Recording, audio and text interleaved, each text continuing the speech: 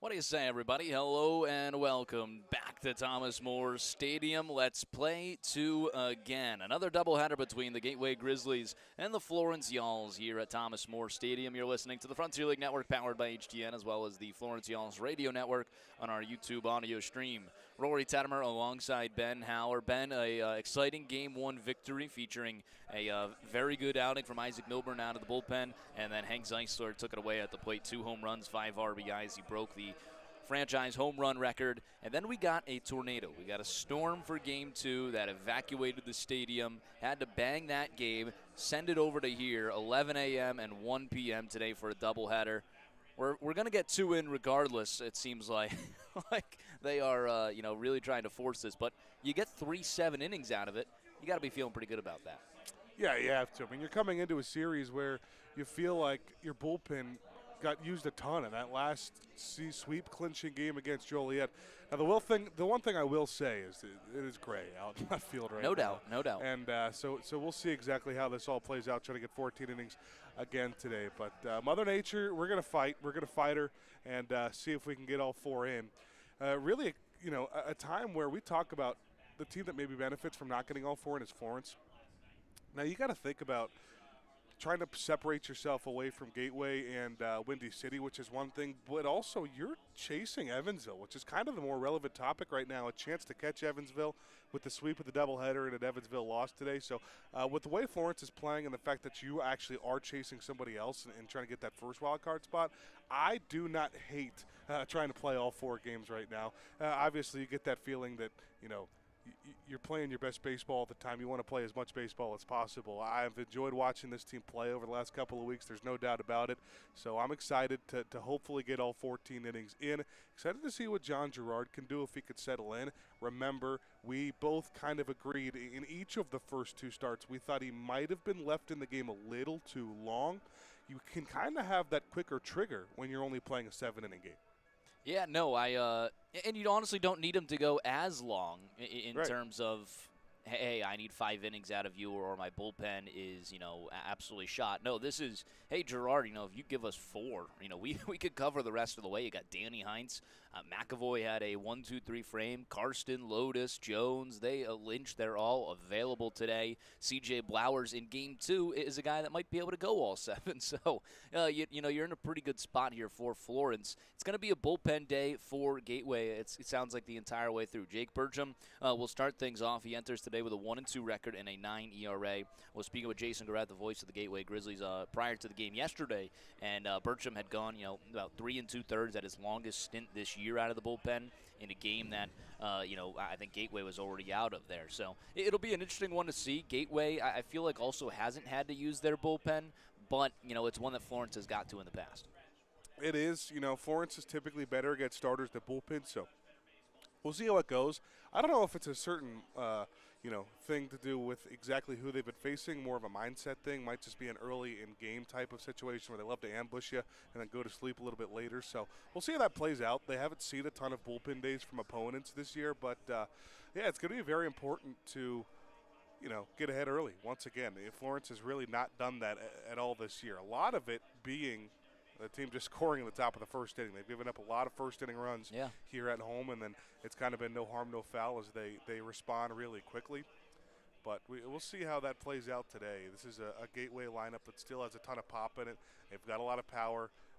It seems like there's just been some frustrations that the Florence pitching staff is exploited for Gateway.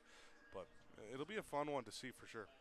Yeah, no, it's a Gateway team that I'll never take lightly. I feel like they can pop at any moment, especially at, these ballparks here between Gateway and Florence. It's, hitter-friendly parks all the way through, and it's a lineup that, on paper can do a good amount of home runs. 13 from Dale Thomas, 16 from Bryson Horn, 11 from Castillo, and 9 from Smith. I mean, those are some upper echelon numbers that would be the top of the Florence team. And it's not one that, hey, we already won the 2 games of the series. Well, let's kind of coast through into this road trip. No, I think they want to go out there and bury them.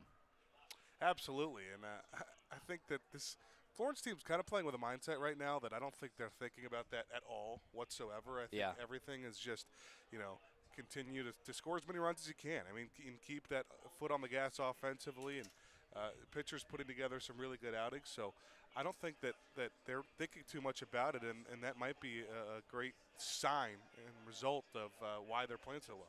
Let's take a look at the lineups today. First for the away team, Gateway Grizzlies. It'll be Darrell Lee leading things off in center field, batting second, returning to the lineup, the right fielder Jose Cordoba. In the 3 slot, Dale Thomas over at second. Batting cleanup, the third baseman Bryson Horn. In the 5 slot, the catcher Jose Alvarez. Batting 6, the shortstop Sawyer Smith. In the 7th slot, the left fielder Victor Castillo. First time in the lineup will be the first baseman Derek Williams. I've heard great things about him. And rounding it out as the DH batting 9th, Brennan Orff. Again on the mound, Jake Bertram for the Grizzlies. John Gerard for Florence, 1-1 and a 10.8 ERA for Gerard. The Florence offense in front of them will be Tyler Schoenfeld leading things off in center field, batting second, the second baseman Brett Blomquist. In the 3 slot, the first baseman Hank Zeisler, batting cleanup, the designated hitter Zaid Richardson. In the 5 slot, the right fielder Milo Rushford, batting 6th, the third baseman Garrett Broussard. In the 7th slot, the left fielder Marcus Brodell, batting 8th, the shortstop Dylan Baker. And rounding out batting 9th will be the catcher Zach Beadle. Florence will send Brendan Bobo to the bench once again. It's a little interesting to you, maybe? Maybe. They're shifted some things up, and Bobo, there's no secret, has not been playing his best baseball in this stretch for Florence. They continue to try to get, that rotation going out in the outfield.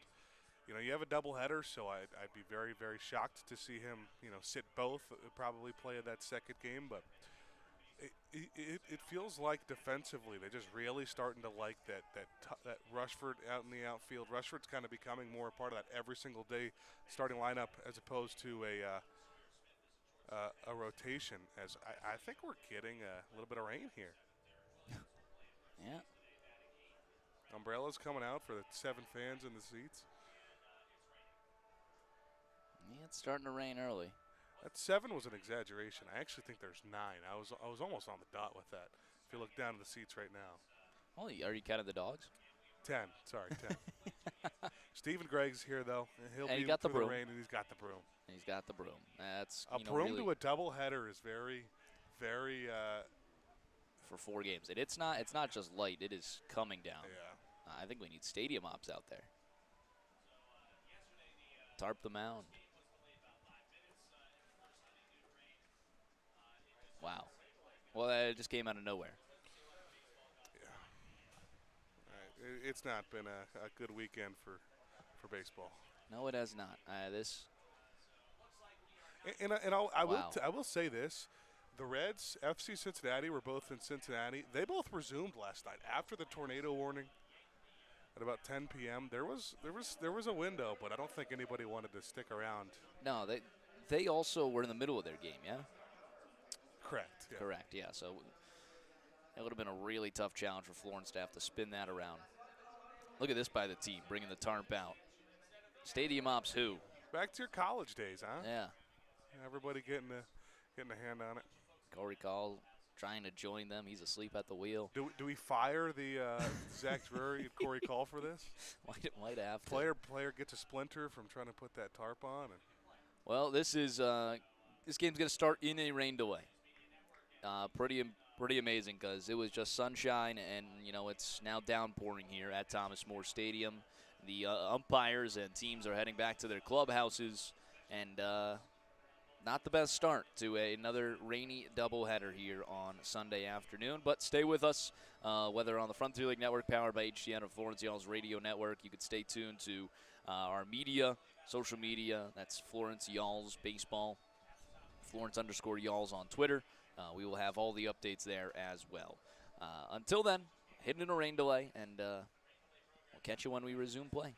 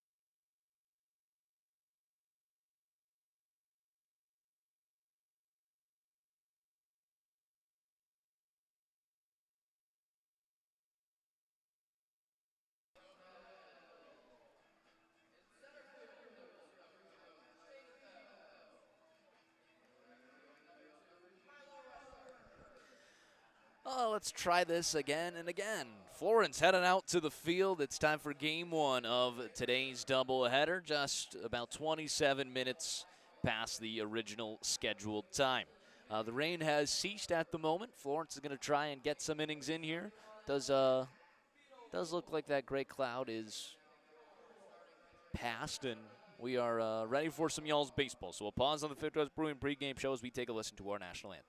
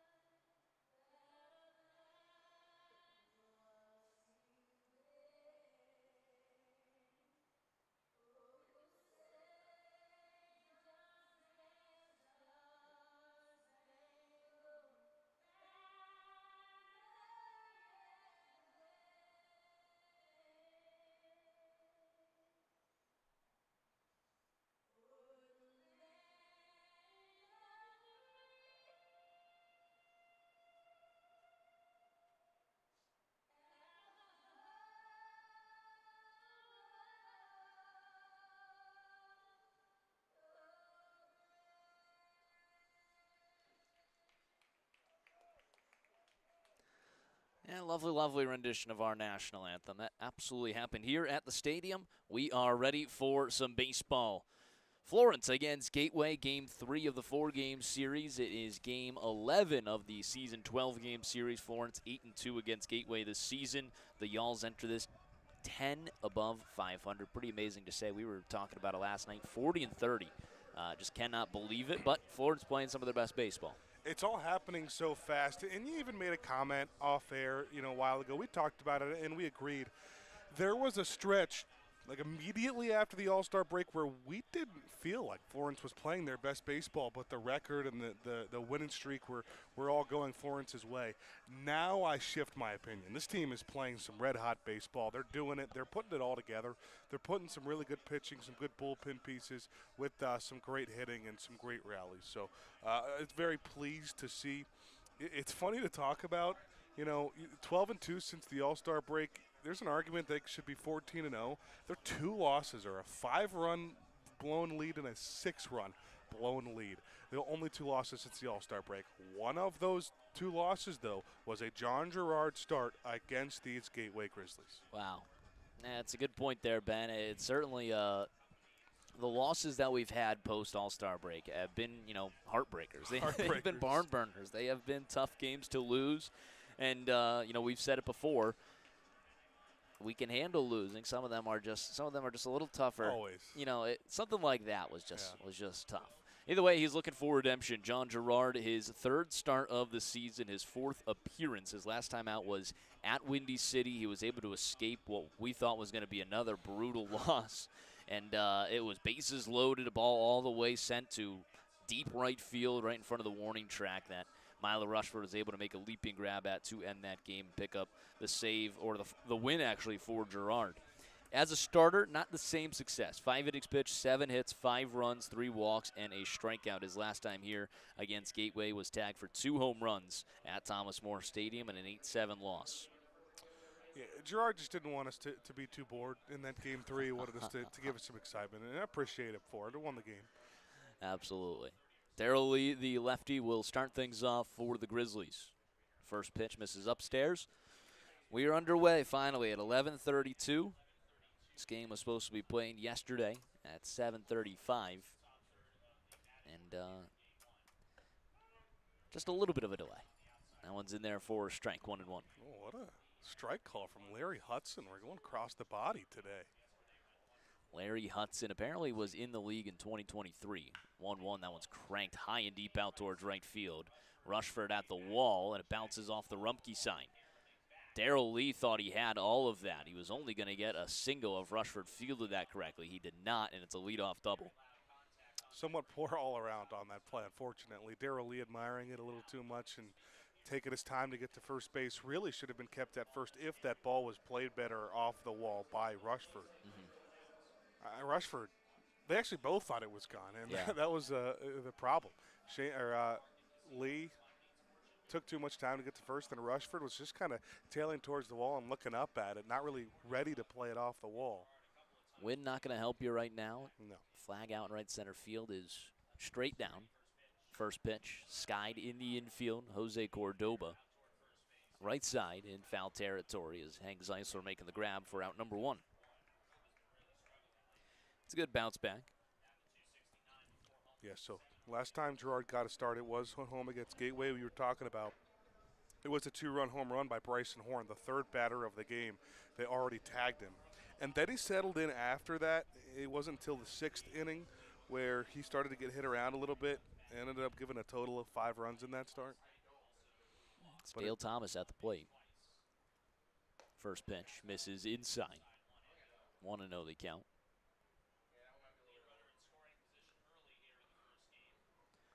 Again, with how great Isaac Milburn and Nate Lawson were the last 2 nights, you do have the ability to have a shorter leash on Gerard. Yeah, swing and a miss. 1-1 the count. You know, even McAvoy was 1-2-3. Dominant. We've spoke about Heinz.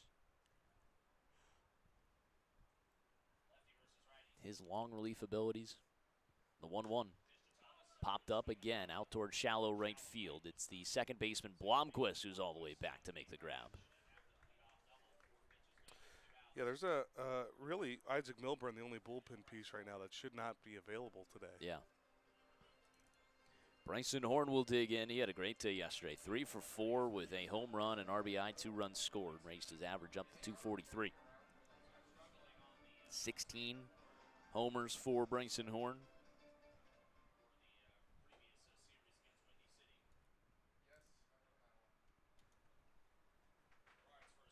First pitch misses outside. Now, it was a lot of damage for Horn yesterday, actually against the lefty Isaac Milburn. So this is another lefty-lefty matchup, but it doesn't seem to matter for Horn.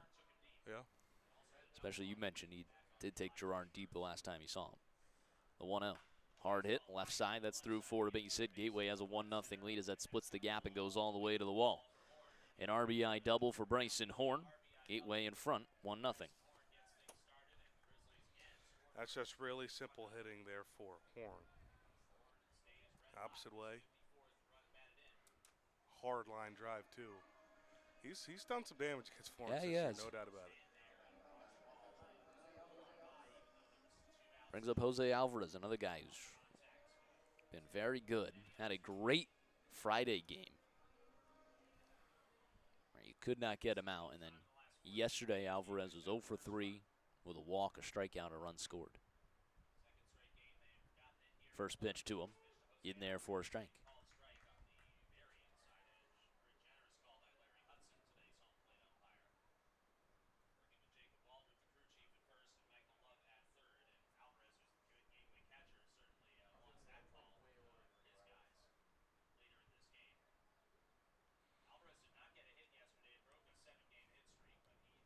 Alvarez might have to do the rare doubleheader start. Yeah. after Otto Jones took that hit yesterday. 0-1. Makeup call. That was absolutely in there. The one before was not. It was a call to strike. I think it was pretty telling. Alvarez is the leader, the kind of the Hank Zeisler type captain of this Gateway team. Just DHing yesterday, and when everything happened in that 5th inning, he actually came out of the dugout to hold back Gage Vales and try to calm him down. 1-1 fouled away, 1-2.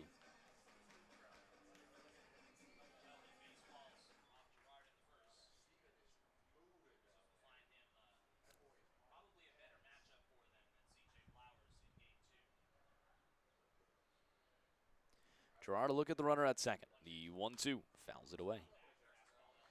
Alvarez hoping to have a big day, though. A couple of lefties starting for Florence these 2 games.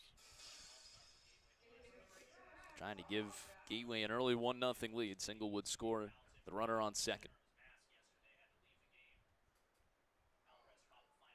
2 hits in the inning for Gerard, against Gerard. His 1-2 grounded foul down the first base line.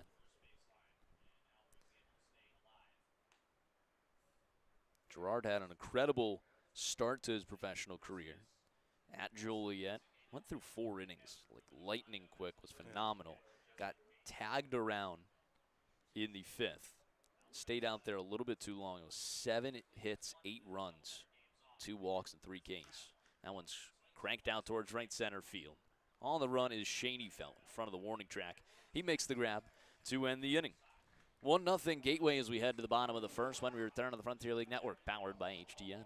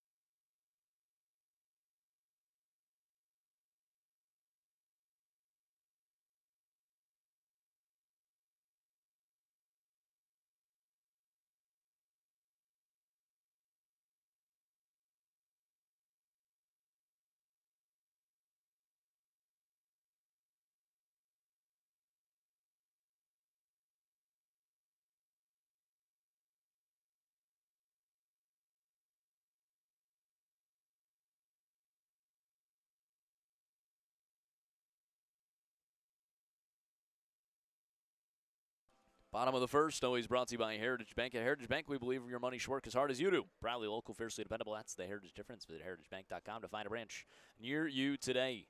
Florence trailing 1-0 early. Tyler Schoenfeld, Brett Blomquist, and Hank Zeisler will start things off for the Yalls against the right-handed pitcher Jake Burcham. We got something going on. The home plate umpire, got the attention of the press box, pointed out to right field, as if to say there's already a change for Gateway potentially. That is. That's Castillo moving over to right. Cole Brandon into center. And Cordoba over to left. Or no, that is Lee over to left. So Cordoba popped up.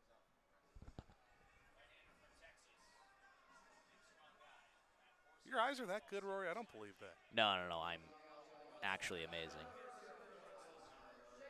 I'll confirm that's got to be Darryl Lee. I'm assuming Cordoba might have done something after a pop out that no one liked in the dugout. He also could be if that.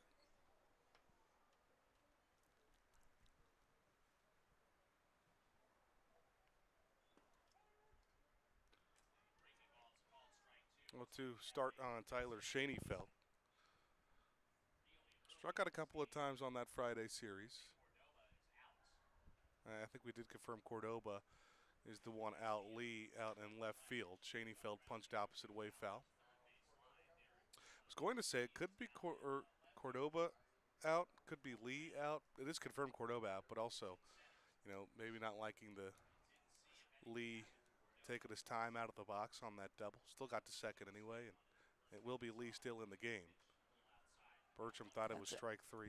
That's a good point as well. I pointed it out to Jason. He immediately knew that was Darrell Lee in left field. That would have been another good reason for someone to be taken out of the game. That was my first thought when the outfield shuffled. Shaney Felt, diving grab over at first base. Williams flips. Shaney Felt almost got there in time. That is a great play over there by Williams. 3-1 on the put away. Brett Blomquist will dig in. All-star starting second baseman, Blomquist. Good day at the plate. 1 for 3, or 1 for 2 with 2 runs. Was hit by a pitch as well. And so Lee in left, Brandon in center, Castillo. You can't miss him in right. Certainly not. He's got the lime neon green cleats out there. Everyone knows who that is. Highlighter shoes. Yeah. Want to know the count to Brett Blomquist. Misses upstairs, 2-0. Little Ronald Acuna, Noel Marte, wearing the old neon. Does Noel Marte do that? He used to. And I'll tell you what, he did it under David Bell for sure. Coincidentally, once Terry Francona came in town, he stopped. And I'm going to go out on a limb and say that's not a coincidence. Top of the zone there, not calling 3-0.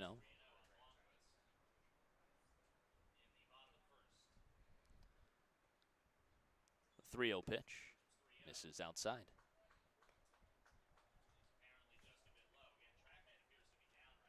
Four-pitch walk to Brett Blomquist. That'll bring up Hank Zeisler. Zeisler, the captain. I mean, what a week he's having. I could say, he had a great day yesterday. He had a great day on Friday. The week that Zeisler is having is incredible. And even without these 2 games today, I think he's a surefire player of the week in the Frontier League. If you just listen to these stats, it doesn't even seem – I would love to see who can even touch these. First pitch misses outside. Zeisler this week is 11 for 19 with 5 homers, 15 RBIs, 7 runs scored, 2 walks, and just 1 strikeout. And that's in just 5 games so far. That's this in week. 5 games, yeah. I mean, it's incredible. I wouldn't mind if he added some cushion. No, I know, yeah. Maybe 3 more homers today. Yeah. Honestly, I think he needs it. I do too. This week has been average for him, and I think that, 7 or 8 homers, that's more like it. There, one's in there for a strike 2 and 1. He's chasing down records, obviously. The double record he's 1 away from. The walk record he's 1 away from tying both those. That single season, you got to keep an eye on those because he is on a tremendous pace to get those. There's another strike. Yeah, how about that call there from Larry Hudson? I like it. Little step out. Bang. Something that also is gone unnoticed with his 5 RBI day yesterday. He's now tied for the league lead in RBIs. Wow. With Kyle Crow of Quebec. And he's taken a pretty hefty lead on the home run count here for Florence. Yep. That was all Bobo all season, and Zeisler has found his power stroke once again at 15. I mean, we were just so impressed with Czech's RBI numbers when Washington was in town. Zeisler is now ahead of Czech. Good. In RBIs. Good. So he leads the Midwest Conference, tied for the Frontier League lead. Wow. Now Czech at 75. Kyle Booker's at 5th. Man. He's having a good year. Yeah, he's having a good bounce back. 6th for last place Mississippi. Oh, he's having a good bounce back. 2-2 to the captain. Hard hit through the right side of the infield. His first hit of the day. Just broke the hit record. I ought to start using that one, too. I've heard from people on the field that he says it every time. Yeah. Oh, hit the hit record. The hit record. I just broke the run score record. I like the home RBI run record. now, yeah. Home run, you could break every record with it. Well, he picks up a base hit, runners first and second for Zade Richardson. Got a day off yesterday. Probably would have been playing in game 2, but ends up just a full day off for him. Yeah. First pitch is upstairs, no good. 87, top of the zone.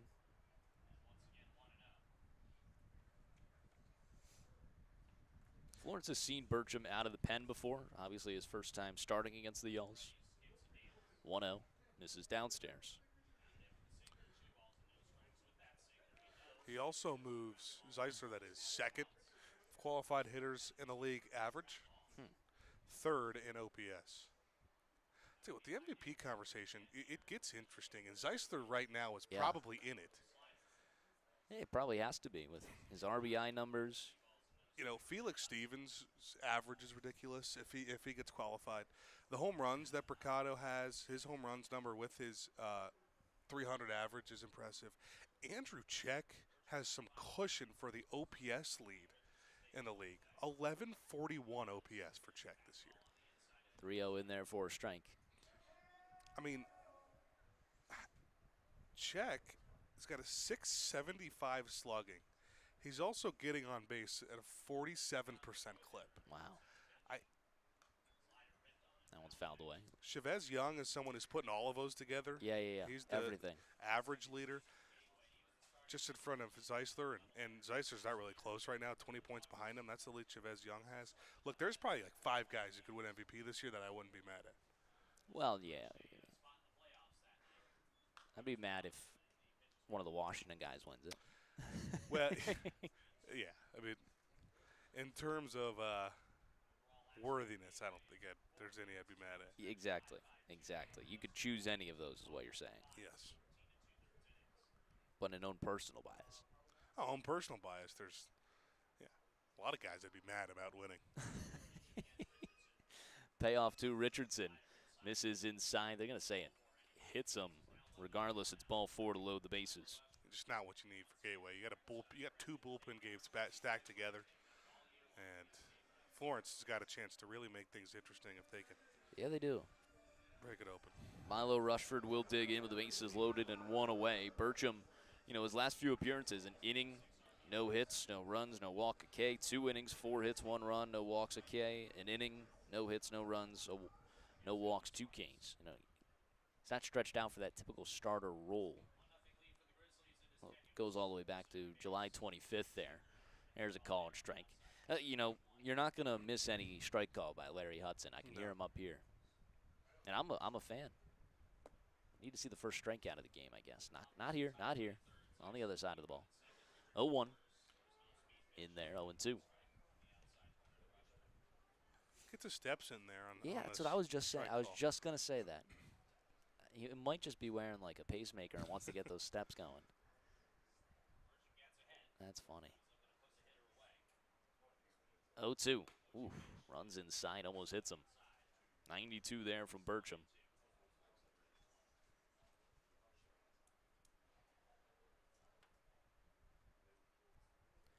One and 2 the count. On third, Blomquist. On second, Zeisler.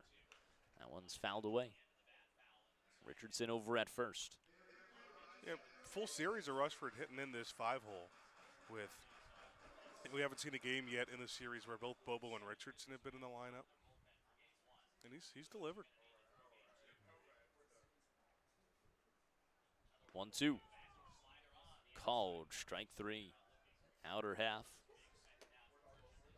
Right around there. Too close to take for 2 strikes. That's the first punch out of Larry Hudson. Not as emphatic as I was hoping. That's about equally as emphatic as his regular strike calls. Brings up Garrett Broussard trying to deliver for Florence. 1-0 they trail here in the bottom of the first. 7-inning doubleheader, game 1. First pitch missing up. Ben, I wouldn't be mad if they just said, hey, let's go 7 innings. End that game, but don't go to the break. Just go another 7 right away. Just out like it's the 8th inning of the game. Yep, exactly. Got to make what you can with the delay. I mean, I think if they did that yesterday, they would have been able to get in a couple innings. Yeah.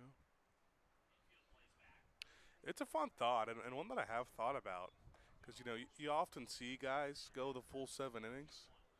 You go full 7 innings in game 1, and you go that quickly, you might be able to start the next game. Yeah. It's just like a. You just keep moving, yeah. They used to do that in the old time days. 2-1. This is outside. 3-1 the count. I'm going to throw like 20 innings in a day. And they'll be like, I can go tomorrow if you need me, coach. A shot of bourbon at night. They're just like, yeah, I'm good. I'm good. Here's the 3-1. Way outside. Gets to the backstop as well. It's an RBI walk either way. Zeisler gave a little excitement rounding third. Ties this game up at 1. I don't know if we need to do any T-shirts today here. Nah. I'll tell you what, the people that are in attendance have gotten enough T-shirts this year. Probably. Probably. Yeah. I don't know if, these are season ticket holders or if anyone actually was planning to come to the 11 o'clock version, but I think everyone's got a specific reason they're here, whether it's watching a certain player that they're related to or have a season ticket. So Tyler Schoenfeld's dad earlier Yeah. today. Oh, yeah, he was rocking a lot of good Florence gear. Yep. 0-1 the count to Brodell. Big swing and a miss, 0-2.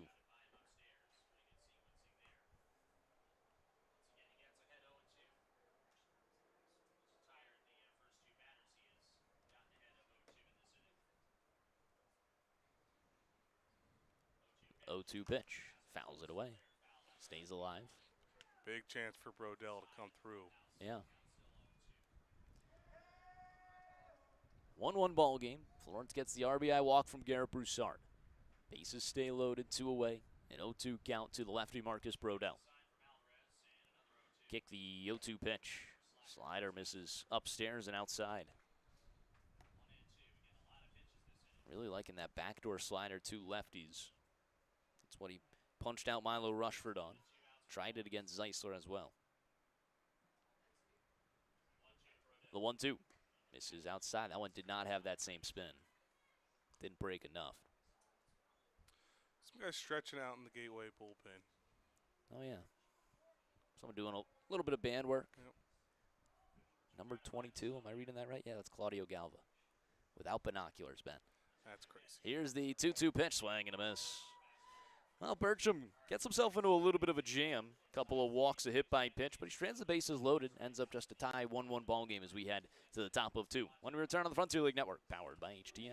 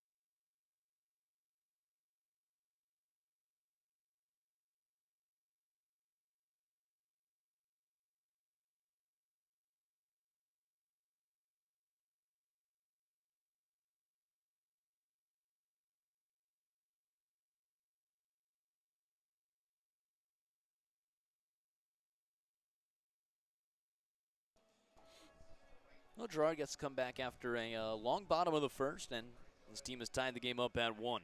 Nothing through. The Grizzlies will send out Sawyer Smith, Victor Castillo, and Derek Williams, followed by Brennan Orff. That is the 6-7-8 due up for the Grizzlies. 1-1 entering the top of the second. Gerard with 2 hits against him in the first. An RBI double for Bryson Horn, and scored Darrell Lee. Off speed in there for a strike. These new Gateway jerseys I don't think we've seen in Florence yet. No, you're right. Still such a dark jersey scheme. Ground ball. It is. That was way up at the top of the zone. Had to go to get that one. 0-2 the count.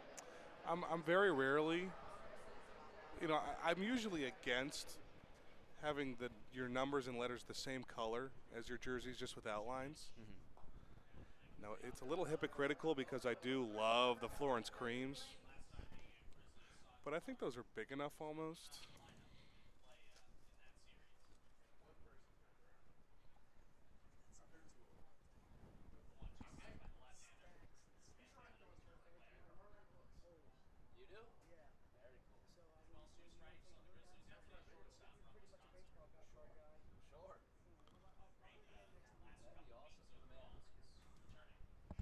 Sure. 2-2. This is outside. Schoenefeld's dad coming through and saying he's got a box of baseball cards. That'll cheer me up any day of the week. Payoff pitch. Ground ball over towards Blomquist. Swallows it up. Throw on to first is in time. 4-3 on the put away. I expected to rip that pack on the road. What'd you say? I expected to rip that pack on the road. I mean, do you want? You can. You should. Did Preston? I don't remember. Maybe I'll rip something. Maybe I'll rip something I know. You can you should just rip newspaper articles and. I'll think of something creative to rip. Yeah. Rip that. That one's in there. Ooh.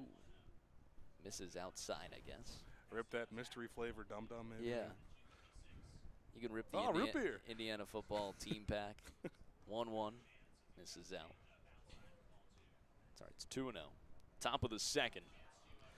So that was one of my questions. My other question is, do I have to call it Tettemer trivia, or are we playing Howard trivia in the third? Oh man, you might have to come up with your own moniker there.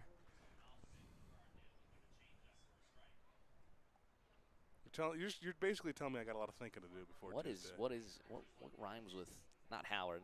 Doesn't have to rhyme with Howard, but what's another H word for? Who is it? Howler, who, what, when, where, why? Howler.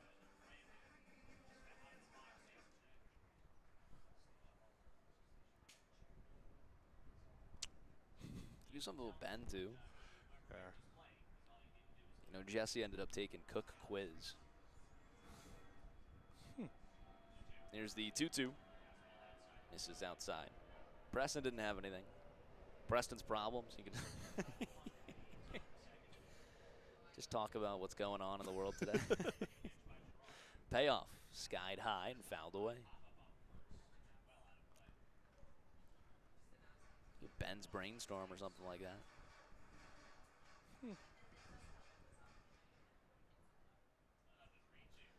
Payoff. Swing and a miss.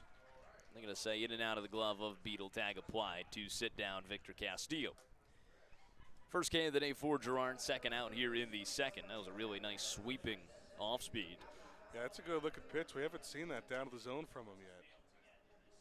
It'll be tough for hitters to lay off if he can throw that consistently.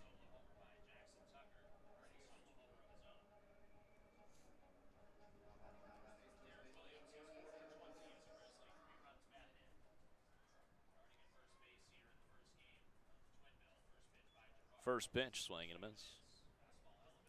Derek Williams, first time seeing him. Gets the start today. The newest Gateway Grizzly. 0-1, fouls it away.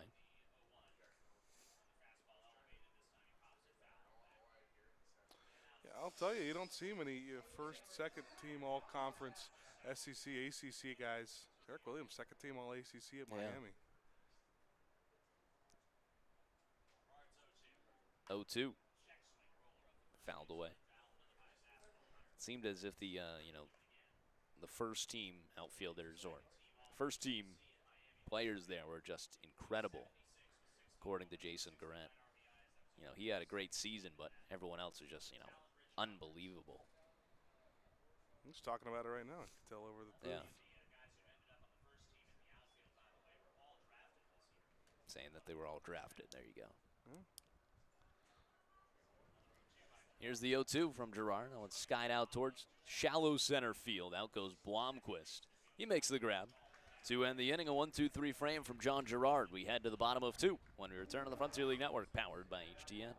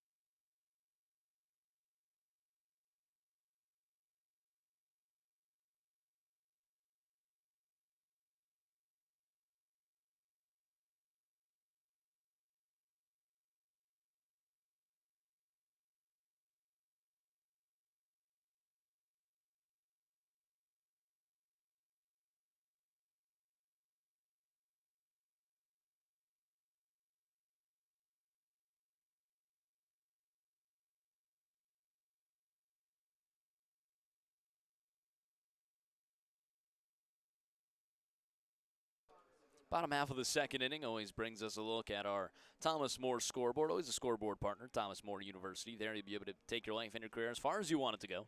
Apply or donate today at thomasmore.edu. Florence and Gateway knotted up at 1 apiece.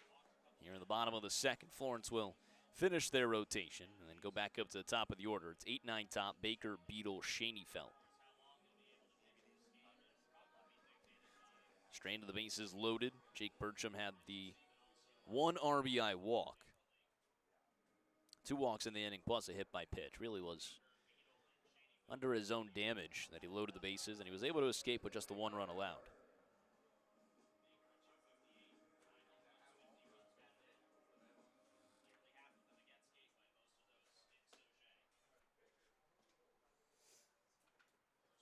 First pitch to Dylan Baker.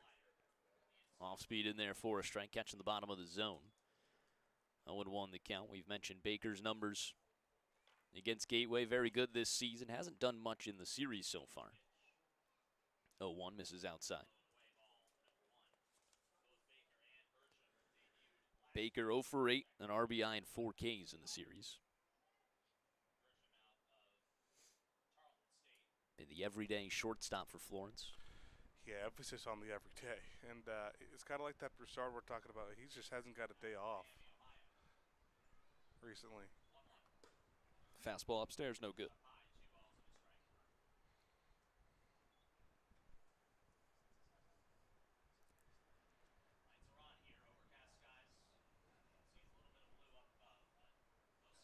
Two one. Off speed misses inside. Baker thought about it.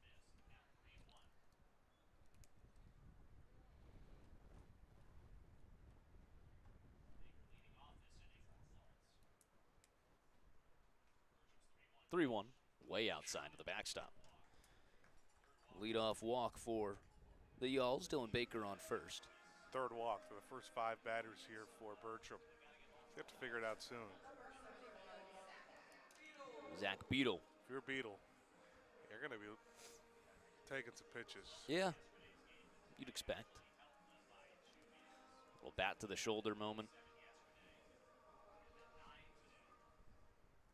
Couple of dogs in attendance. This is a nice day for Bark in the Park. It is great. It's not too hot for a dog to fizzle out. They're not in the sun the whole time.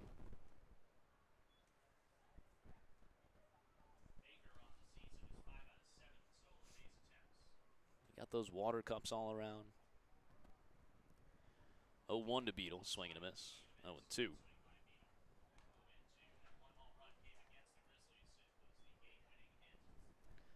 Beadle enters today hitting .239. Batting average is dropping, and it's only noticeable because everyone else's batting average for Florence is so great. That's true. Grounds it over towards the third baseman. Toss to second one. Relay on to first. Around the horn, double play. 5-4-3. Wipes the bases clean. 2 outs for Tyler Schoenfeld. That's a big one for Bertram to try to settle in a little bit. Can get his first 1-2-3 inning. A little bit mirroring Girard.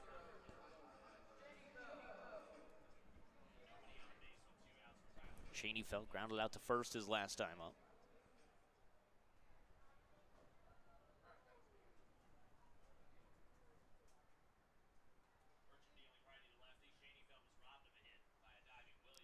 First pitch misses outside.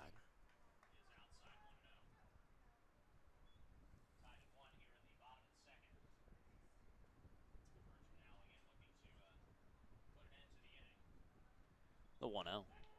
Off speed. Few inches off the plate, called a strike.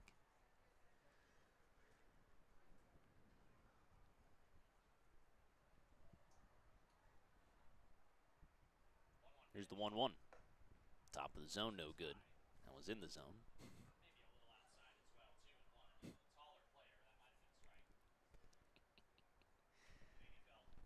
Little inconsistency. 2-1 the count. Schoenfeld punches it out towards shallow right field. It drops in for a 2-out single. Tyler Schoenfeld reaches base. Yeah, that batting average continues to just go up and up for Schoenfeld. Comes into this game 288. Now it's off for the races. Schoenfeld chasing his own single season record, trying to tie it. Currently at 45. The record is 46. Kyle Goodell will head to the mound first. Claudio Galva is warming up in the bullpen.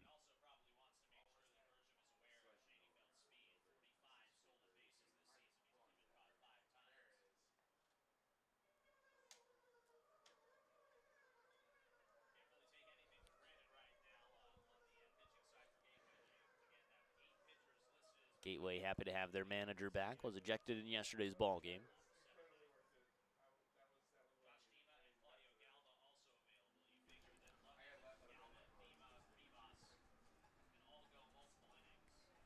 This is a nice breeze coming through. I'll tell you what, I don't like the gray and the rain. But you got the fan going on. I don't think it's It's definitely producing something. I don't think there's a breeze at all. I think that's literally. I was gonna say I don't feel anything. I don't think the fan is on. It's one of those things where the wind is blowing it because we're outside. It's pretty amazing. Yeah. Runner on first, 2 away for Blomquist. He walked and came home to score in the opening frame. Shaney felt a big lead over at first. He takes off on the first pitch. Outside, the throw down's not in time. Tyler Schoenfeld ties his own single season record, his 46th of the season. Does he go take off for third? I think he might do it. That took him one pitch to go to second. Alvarez knew he might go and still had no chance. 2 outs. It was actually a good one to try and throw someone out on. Fastball outside. 0-1. Hard hit. Off the glove of the leaping Williams and into right field. Schoenfeld will motor around third. He'll come in to score. It's an RBI single from Brett Blomquist. Florence takes a 2-1 lead. Yeah, I credit Blomquist for yet another RBI on the season, but Schoenfeld again. There's not a lot of players in that exact situation after they get that single who score in that sequence. He takes off for the first pitch. If you don't take off that early, you're probably still at first base, and then you only get to third on that play.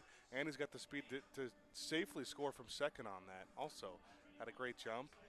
Also to mention, if he waited an extra pitch to go for a stolen base, he wouldn't have been in scoring position. He creates that on his own.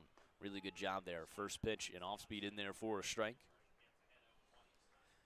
Zeisler single his last time up. He was stranded at third in the first. We talk about it with Shaney. He doesn't need to hit 300 to be a perfect leadoff hitter. 0-1 fouls it away, 0-2. But it would certainly help, but he's getting pretty close to that at this point. He is getting close, and I've been, very amazed at how he's been, turning around after a tough, I think, not a tough first month, but just not what he was expecting. This Florence offense has been the best in the league, not because there's just a bunch of, big boppers top to bottom, but because the makeup is just so perfect. Like, your leadoff hitter is exactly what you want out of a leadoff hitter, and your two-hole guy, exactly what you want. And Hank Zeisler's hitting third, and just go down the line.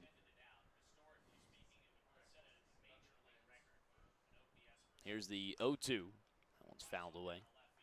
Zeisler, with that hit, just added to his incredible week. He entered today 11 for 19. He's now 12 for 20. 5 homers, 15 RBIs. 0-2, swing and a miss.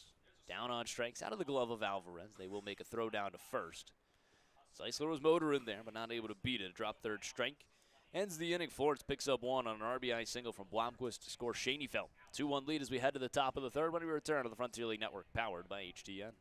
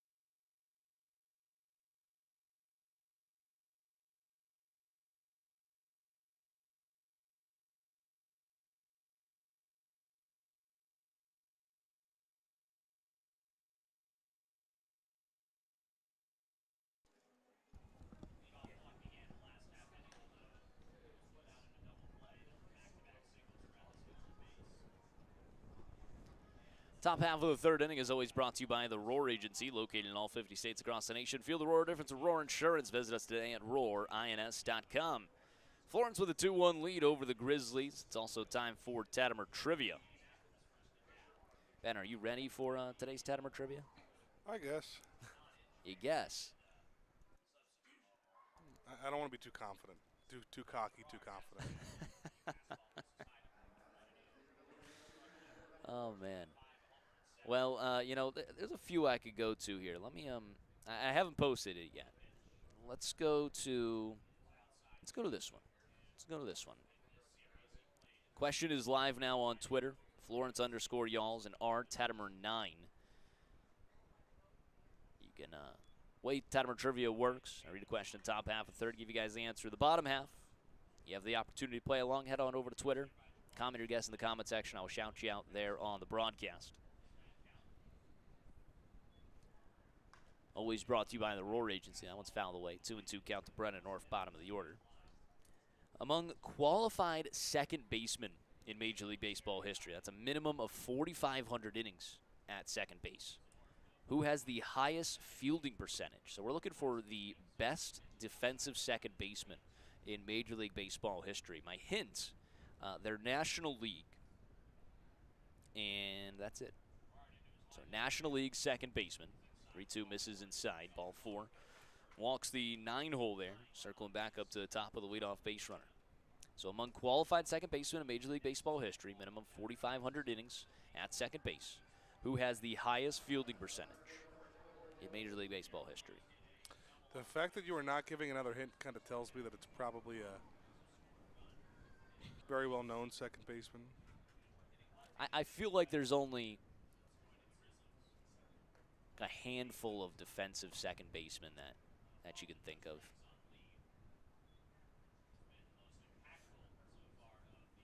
It's tough. I could say, it can be obviously past, but there's present as well.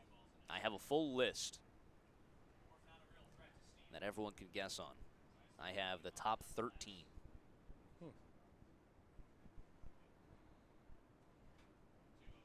2-0. In there for a strike 2-1. Gerard trying to find his footing.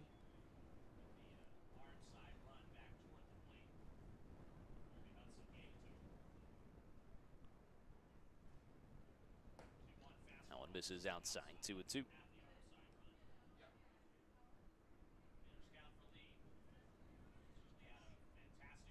I don't think how many, you said 4,500 innings? 4,500 innings. Called strike there, bottom of the zone. Darrell Lee thought it was ball 4.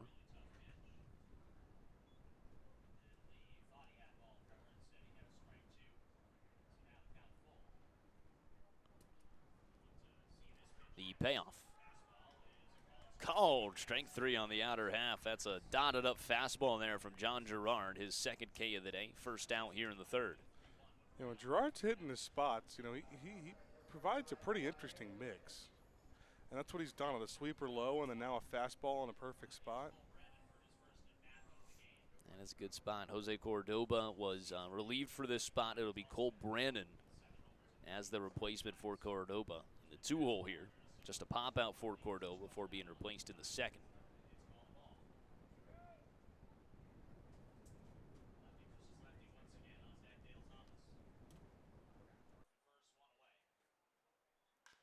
That one skied high out towards left field. Marcus Brodell is all over it. He makes the grab for out number 2.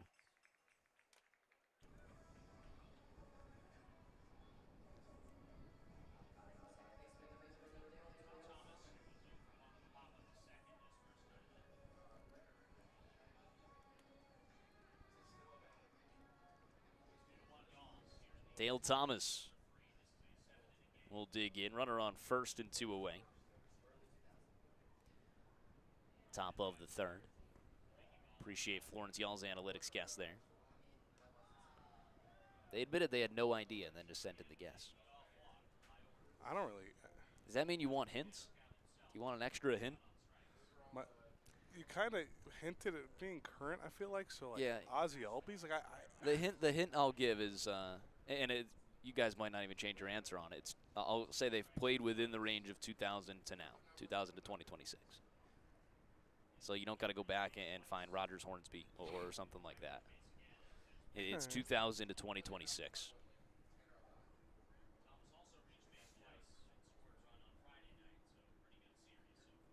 4,500 innings. That's not a lot. You know, when you think about it, that one's cranked high and deep, way out of here.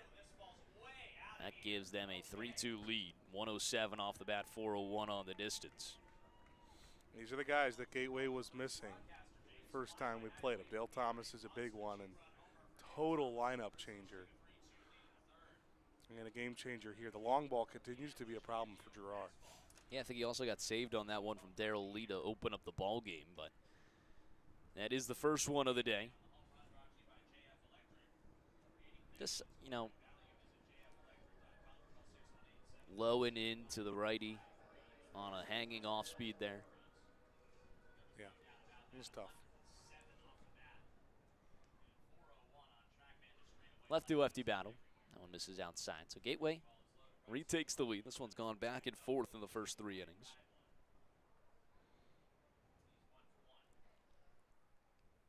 The 1-0. Swing and a miss, 1-1.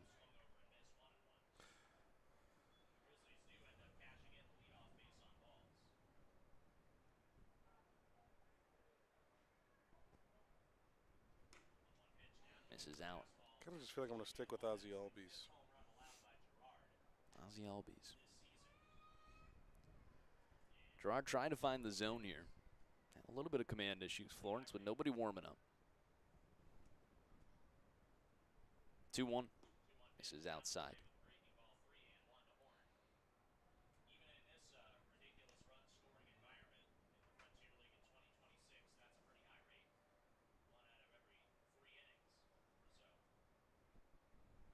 Here's the 3-1. Misses way out. It's the second walk of the inning for Gerard.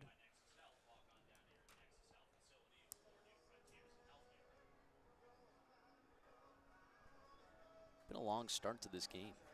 The first three have gone by at a snail's pace. Zach Westcott going to go have a meeting on the mound with the lefty pitcher. Don't see it a ton for Westcott.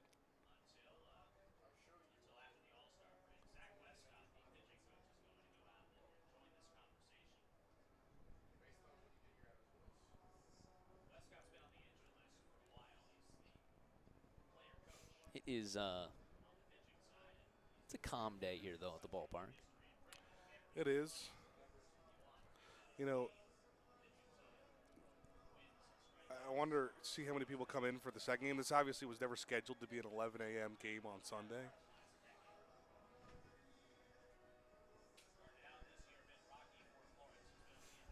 A 1 p.m. game, you're thinking gets better attendance?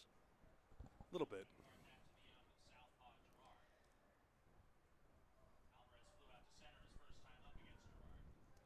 First pitch to Alvarez. Skies it high. Out towards center field. Schoenfeld is coming in on it.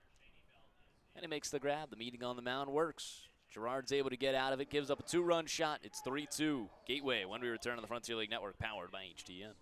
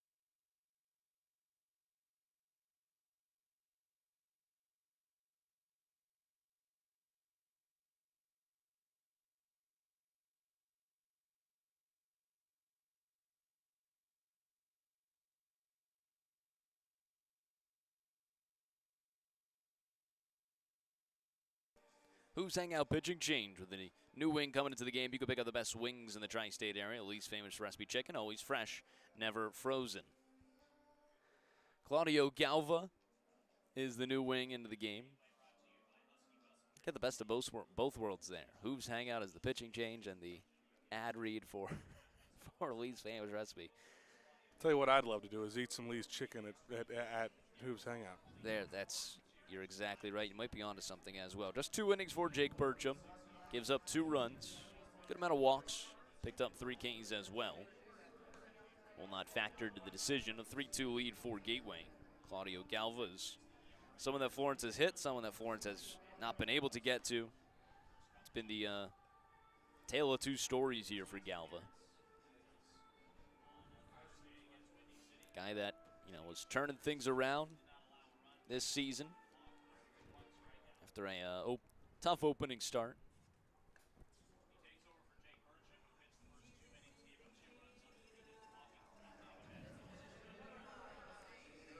Galva enters today, 24 games, 5-2 with an 8.36 ERA. Zade Richardson will start things off. We're still playing Tettemer trivia in the inning. Question was, among qualified second basemen in Major League Baseball history, that's 4,500 innings as the minimum, who has the highest fielding percentage in all time? I might have to play defense. I don't think it's this guy. I brought up Ozzie Albies, but it would be terrible if it is this guy and I didn't get him. I might go Brandon Phillips. It was an outstanding second baseman. But I know he was more of that, made some spectacular plays, but he did have some errors, so fielding percentage I'm not quite sure about. But if it's him, he's definitely qualified second baseman, definitely great defensive second baseman, definitely played in the 2000s. And if it's him, I'd be upset and it didn't guess him. So I'm going to have to go B. Phil. B. Phil. BP. That dude, BP. That one misses downstairs, 2-1. I feel like there's a couple other BPs. Yeah, no other dat dude BPs though. I think some other people have said that dude BP to someone else. Richardson skies one deep out towards left field. Warning track to the wall. So long. Zade Richardson, 104 off the bat, 420 on the distance. He ties this game up at 3. Now that is a Zade Richardson swing right there. Just got a pitch to hit. Talking about how he's working on his swing a little bit to add more power. That was a loud one. That was You know, Florence has done this a lot. There's something recently, though, but they haven't wasted any time responding. Yeah. This series, this whole homestand. Especially we mentioned it, you know, sometimes they've hit Galva, sometimes they haven't. Yeah. I'm glad to see that on the first batter he faces, a home run. This game tied once again.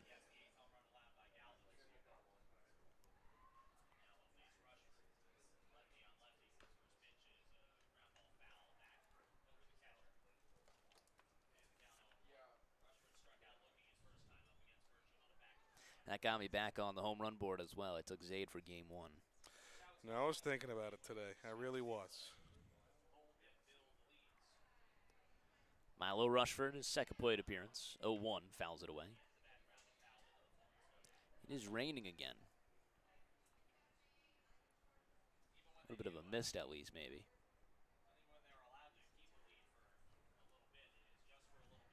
You have time to get your guesses in for Tettemer Trivia. You can head on over to Twitter. It's rtettemer9 or Florence_Yalls. Comment your guess. I'll shout you out on the broadcast. 0-2. Popped up behind home plate, now to play. See, that one hit that tarp and just immediately died. It's got to hit the pole under the tarp. But we saw it. It's definitely possible. It is possible, no doubt about that.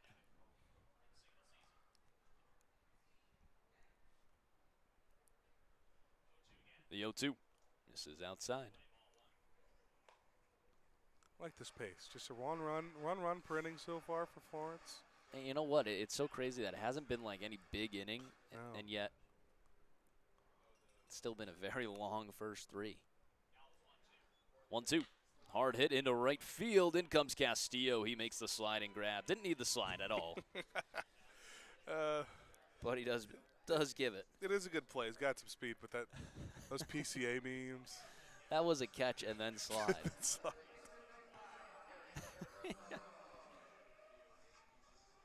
Those are some of my favorite.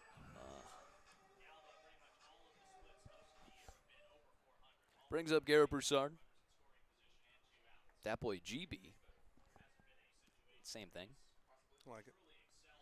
I guess it's that dude is what that it's called. Dude, yeah. Got one away. We can start reading the other guesses for today's Tettemer Trivia.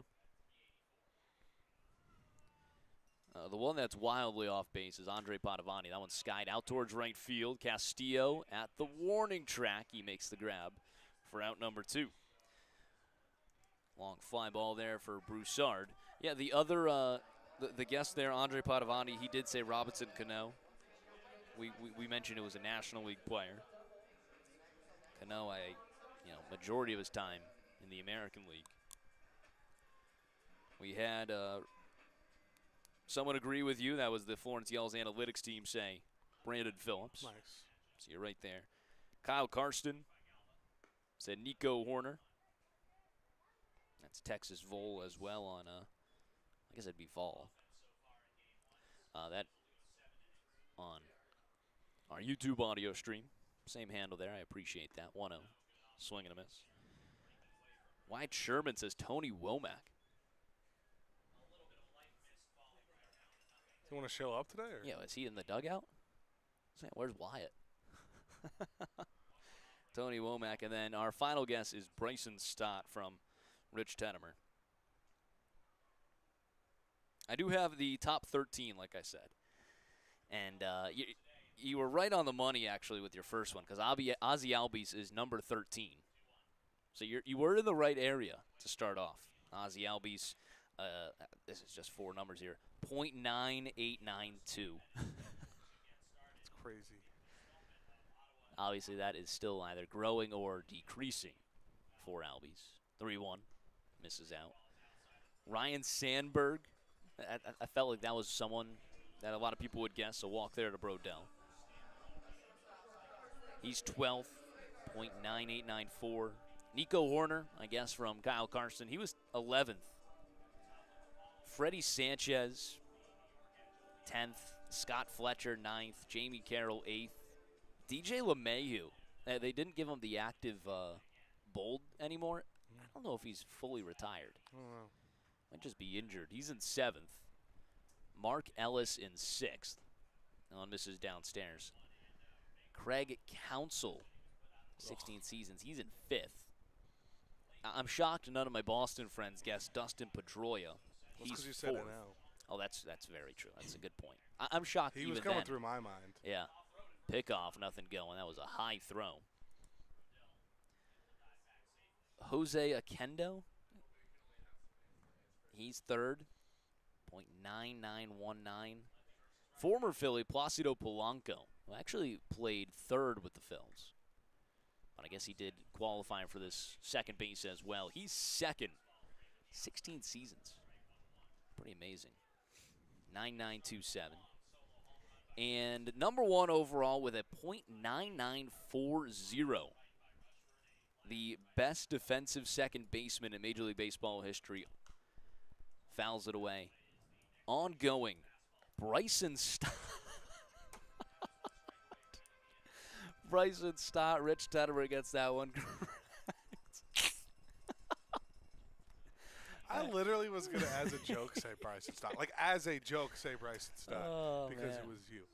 I knew that one would get people. That one skied out towards left field. It's cheap. In comes Lee. He makes the grab. To end the inning, Rich Tettemer, congratulations on the Philadelphia Phillies Bryson Stott Tettemer trivia win. We head it to the top of the 4th. When we return, Ben Hauer on the mic. Don't go anywhere. Florence Yells baseball coming up.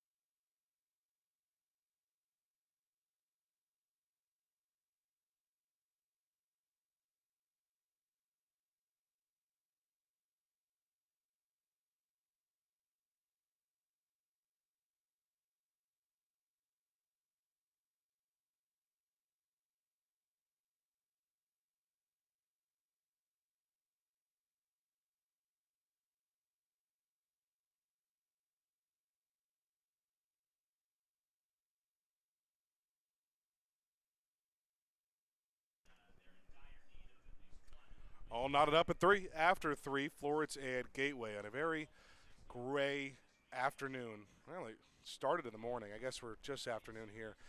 In Florence, Kentucky, we're supposed to play 14 today. 2 7-inning games, doubleheader to finish out the season series between the Grizzlies and Yalls. John Gerard back out for his 4th inning of work. Face 6, 7, 8, second time through the order. Sawyer Smith, Victor Castillo, and Derek Williams. First pitch swinging is Smith, popped it to shallow center. Tyler Schoenfeld sprinting up, and he will make the play after Brodell puts his glove in the air. Last 2 batters for Gateway fly out to center to end the 3rd, now to start the 4th. Bottom 3rd of the lineup here with Victor Castillo. Castillo, the 7 batter, always the Party Source beer batter of the game. Party Source, your one-stop destination for all things celebration. Visit them today at 95 Riviera Drive in Bellevue, Kentucky. Those are those bright neon cleats we were talking about. Lefty on lefty battle. First pitch, bottom of the zone for a strike. Very good location and actually a good call by Larry Hudson. One bounces in the dirt. Castillo playing pretty much everywhere in the outfield so far this season. He was actually named the starter today in left field. Moved over to right after Cordoba's out of the lineup. Grounder over to the right side. Hank Zeisler gloves it, steps on first. Boy, Castillo made it decently close. But Zeisler knows what he's doing. Two down quickly in order for Girard. Runs have come in the first and third innings for the Florence lefty. Outside of a 1-2-3 second inning, as Derek Williams will step up to hit.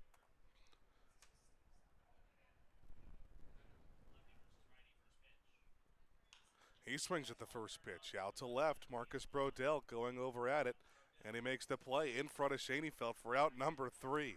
That's one of the quickest innings we have seen from Florence pitching. A 1-2-3-4 Girard. He keeps this game tied right here on the Frontier League Network, powered by HTN.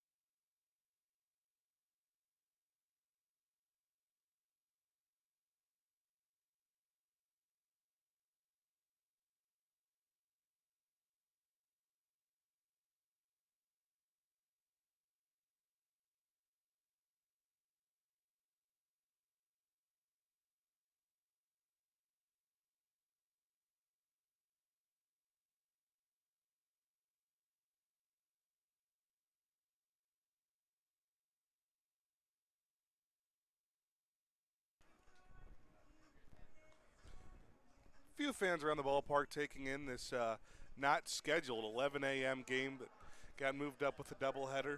Boy, this particular game has just been moved around everywhere. This is actually supposed to be a game that happened in Gateway. Ended up playing just a 2-game series last time Florence was in Sauget, Illinois. Then it got moved to a doubleheader yesterday. Only got one game in yesterday, so we're going to try to get the doubleheader in today.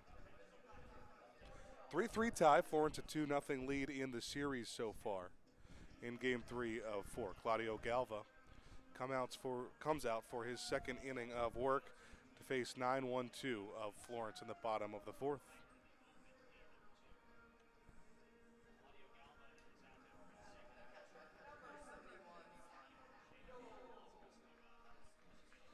Gateway with this 0-2 score in the series has now moved 7 games back of Florence for that final wild card spot. They sit 5.5 back too with Schaumburg. Boomers playing hot baseball at the lead in the West Division. Couple of pitches on the outside corner. Beadle left both of them alone.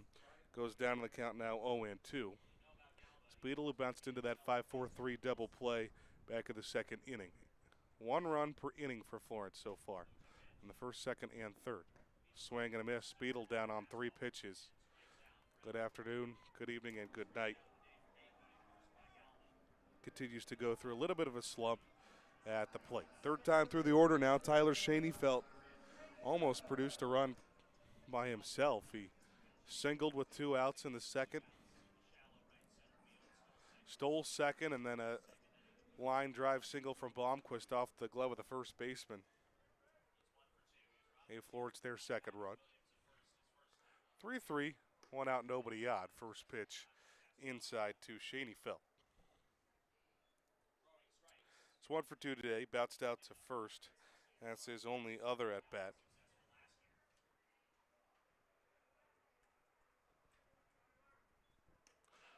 Squares around a bunt. It gets turned all the way around. Had to back off of the plate. Step back in. So Galva through that 1 inning, in the third plus the out here. An inning in the third for him. Gave up the 1 run on the Richardson home run. That's the only hit. Did walk a batter. Beetle was his first strikeout. And a 3-ball no-strike count here on Tyler Schoenfeld.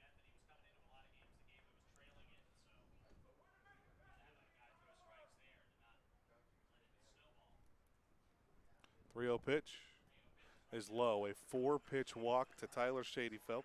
Second walk now allowed by Galva. Florence gets the go-ahead run on base once again. And now we are on record watch for his single season stolen base record franchise history. He would be breaking his very own. Last year he put on his own crown at second. Fastball called a strike on the outside corner. When he got the all-time stolen base record just a week ago, he picked up the base. Think he's going to do it again? Took him a minute to pick it up. Yeah. Looking for stolen base number 47 on the season. He's got 46 at each of his first 2 seasons here with Florence. That's impressive. It really is.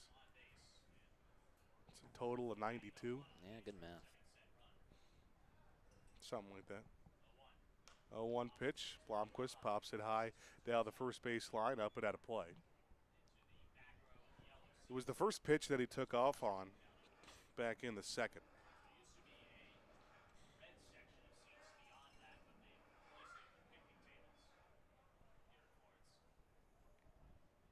Blomquist, just another day, reaching twice. Walk and an RBI single in his first 2 plate appearances. Down to this count 0-2. Schoenfeld takes off, and Blomquist fouls it back. So he will end up in the outfield and have to run back to first base. He doesn't stop running. He's had some close calls. He has been thrown out a few times.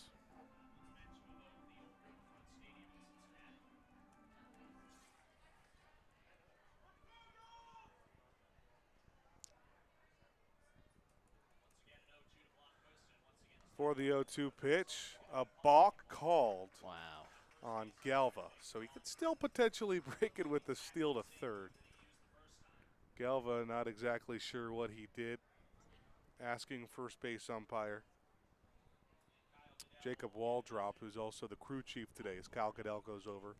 Goodell ejected yesterday after a controversial play down the left field line that ended up being the go-ahead and game-winning home run for Florence.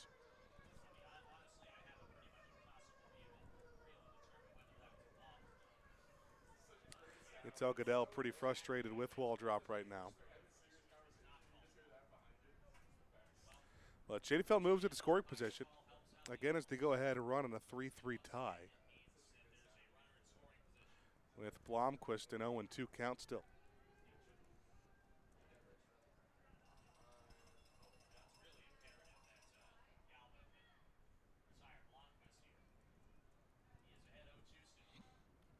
Long look at second. Schoenfeld bouncing around. 0-2 throwaway pitch just a bit off the plate. We talk a lot about Florence trying to get that second wild card spot. Now a decent look at the first wild card spot. A game and a half behind Evansville coming into today. Blomquist lines one over the head of Thomas at second again. Schoenfeld off for the races, rounding third, and he will come around to score without a throw. Blomquist delivers again for Florence. He gives the Yalls the lead back in the fourth. It's 4-3. Is there anything better than the top of this order right now for Florence? I mean, especially with Zeisler or Richardson to follow. It is fun, no matter how you're going to shape it up. Schoenfeld and Blomquist producing 2 key runs for the Yalls. You know, there's even an argument Brett Blomquist finds his way if he has a good last few weeks into the MVP conversation. His numbers are just off the charts this year. He's got 12 homers now, too. Still just 1 out of the inning. Here's Hank Zeisler, who takes a strike at the knees. 1 walk, 1 double away from the franchise record. No longer on record watch for Schoenfeld now as he's off the bases with that RBI single. 0-1. Zeisler fouls it back. Galva does come into this game with a really poor ERA, 8.36. It's kind of, all over the place with that 8.36 ERA, but a 5-2 win-loss record. He's got 7 decisions. But he's just been hit hard this year. 384 batting average against on the road. As Zeisler barely gets a piece, it fouls it off the plate. He's been a big part of this Gateway team for a while, though. He was spectacular last season, still trying to find that spark. 2.93 ERA in 28 games last season, and he actually got the win in a 5-inning appearance in Game 1 of the wild card against Washington last season. 0-2, Zeisler, skied towards left field. Castillo going back, looking up, and that ball sails out of here. Zeisler with a 6-homer week. He continues to dismantle the Grizzlies. And Florence has opened it up here at the bottom of the 4th. They take a 6-3 lead. Hank is on another level right now. That's a sports of all sorts home run. 99 on the exit velo, 378 on the distance. 16th of the season. I have no idea what to even say anymore. Does he have any interest in pulling a home run? I think all 6 of these have been opposite field. He's incredible. I'll tell you what, all these home runs of the series for Florence, all towards the scoreboard. There's a magnet on the scoreboard. Yeah. Florence doubling up Gateway now, 6-3 in the bottom of the 4th. They have scored at every inning. Now 3 spot in the 4th. Still just 1 out. Richardson homered his last time up. Hard line single, but a nice play on the run by Sawyer Smith and a beautiful throw to retire Richardson. 2 down. We talk about the season Baker's had against Gateway. Zeisler's starting to rival it. I think the batting average against Gateway is better. Try to listen a little bit to Jason Garrett, the voice of the Grizzlies, talking about Hank Zeisler. He said Zeisler's OPS right now against Gateway this season would break the MLB record for OPS in a single season if someone were able to hold that.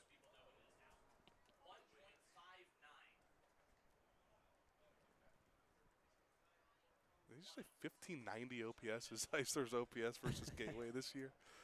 That is ridiculous. 1-1 record, or 1-1 count here for Rushford.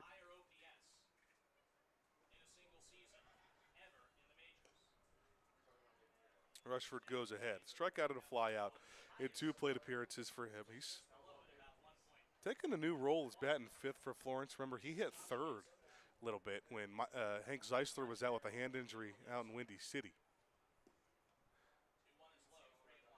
Breaking ball outside. So Girard, it looks like with no movement of the Florence bullpen, is going to go out for the 5th. Now have a 3-run lead, the largest lead he's had all game. The 5th is when he blew up at his first start. Rushford fouls the 3-1 back. Count's now full.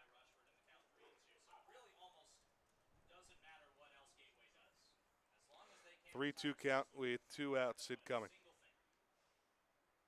Windy City and Evansville play the 3rd game of their series today. Payoff pitch, swing and a miss. Got a strikeout to end the inning, but Hank Zeisler continues to kill Gateway. Brett Blomquist, an RBI single as well. 6-3 lead for Florence. Again, with a 7-inning doubleheader, now just 9 outs away. On the Frontier League Network, powered by HTN.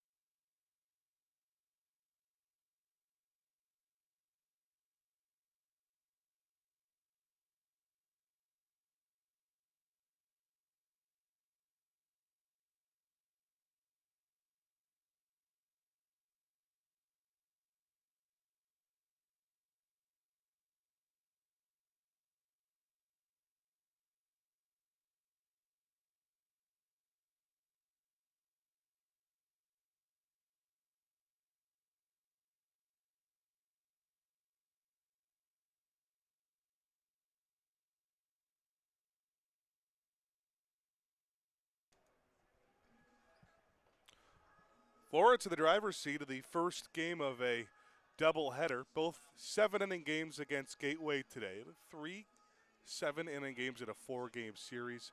Never ideal.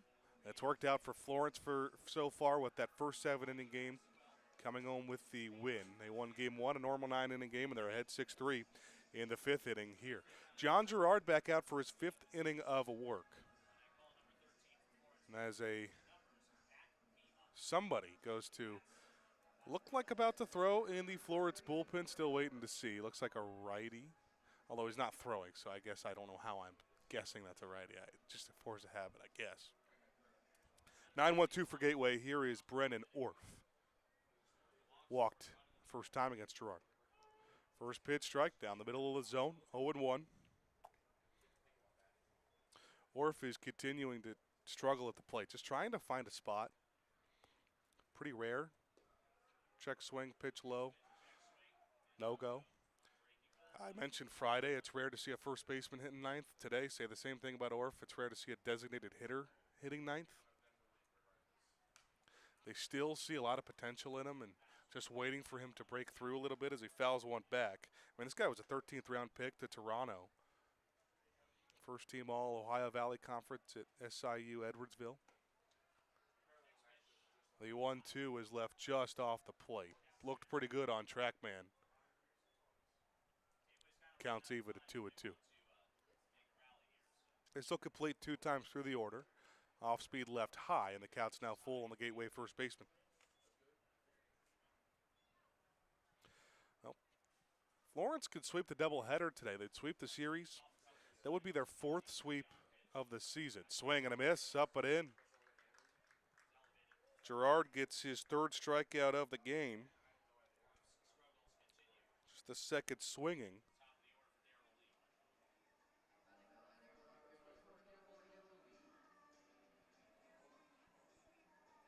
One down to the 5th. Bigger part to be the 5th sweep.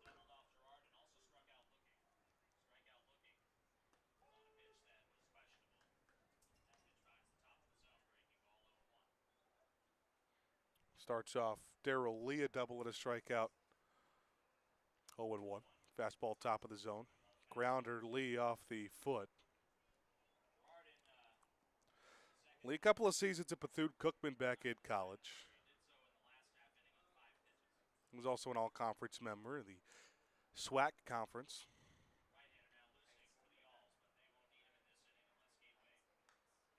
Off speed, fouled back to keep the count up at 0-2. Gerard so far, 4 innings and a third. 3 runs, all earned on 3 hits. Couple of walks and now 3 strikeouts. So a lot of threes across the board for Gerard so far. Called strike 3, bottom of the zone. Gerard starting to work with some swagger now too. Back-to-back strikeouts here in the 5th. Second time Lee has been sat down looking.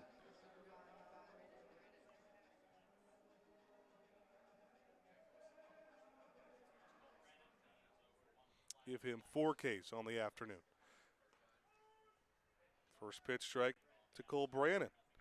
He could make it 7 straight retired now. He's put the last 6 down in order with a 1-2-3 top of the 4th.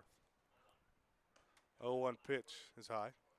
4 sweeps this season for Florence have very heavily come against the West Division. All of them at home. They've swept Joliet, Schaumburg, and Mississippi at Thomas More Stadium this year. New Jersey is the 4th, so Gateway would be the 5th. All different teams. Punched opposite way foul. Technically, Cole Brannon's got a 1-2 now, too. Technically, we get the 2-game sweep as well. Right. Yeah. So I was wondering where that would fit in. I didn't count it. No, we brought out the brooms. We brought out the brooms. Yeah. Bus ride home. We were just sweeping the alley the entire way. Rounder off of Brandon's foot. He's going to take a minute here after that one's hit hard. Well, I mean, nonetheless, the season series against Gateway is just a bit of, big reason why Florence has the record that they have. This is the 11th of 12 meetings between the two. Florence is 8-2 against them this season. Just 1 win at each ballpark for Gateway so far. That's off of a 2025 record of 5-4 against them, just 9 times played versus the 12 this season. Well, they've helped Florence, too, in a lot of different ways at different points in the season. Florence was on a 5-game losing streak before heading to Gateway for the second time this season, and they broke off it with a couple of games. That was that 2-game sweep. Then they kept it rolling with a series win that I think really boosted things after this All-Star break, right after they got the sweep of Mississippi. 2-2 count here on Brandon. Way high. He counts full.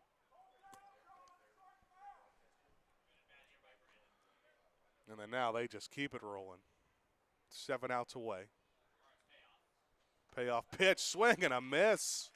What a fifth for John Gerard. He strikes out the side, gets better as innings go on, and Florence keeps a 6-3 lead over Gateway on the Front Two League Network, powered by HTN.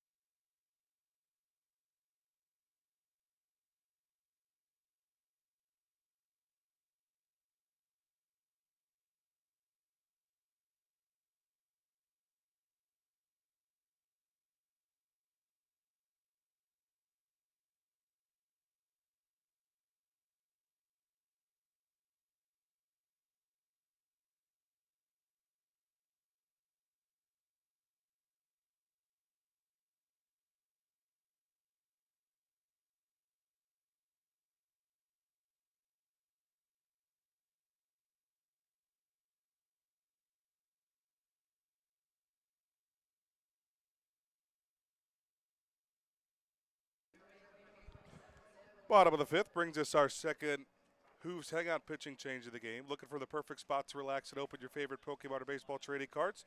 Visit former Reds reliever J.J. Hoover at Hooves Hangout today. 405 Washington Street, Suite D in Alexandria. Claudio Galva took a lot of the brunt of the last couple of innings for Florence. 2 innings for each Bertram and Galva, and a bullpen day. Emphasis on the day, not just game, but it looks like it's going to be a couple of bullpen games for 2 7-inning doubleheader. So in comes another right-hander, Xander Lovin, who was just activated off of the injured list today. Lovin, 36 innings pitched on the season, an ERA that sits just below 10. His whip is above 2. He has struggled mightily. 46 hits and 36 innings pitched this season. Allowed 28 walks to just 16 strikeouts in his 36 innings of work so far. 5 homers. He will face Garrett Broussard to start. In the first pitch, fastball way inside. On the 6-hitter, the first RBI of the game today. It was an RBI walk, but this guy went out to center, medium depth. Lee jogs over. That's actually Brandon at center after that switch to retire Broussard.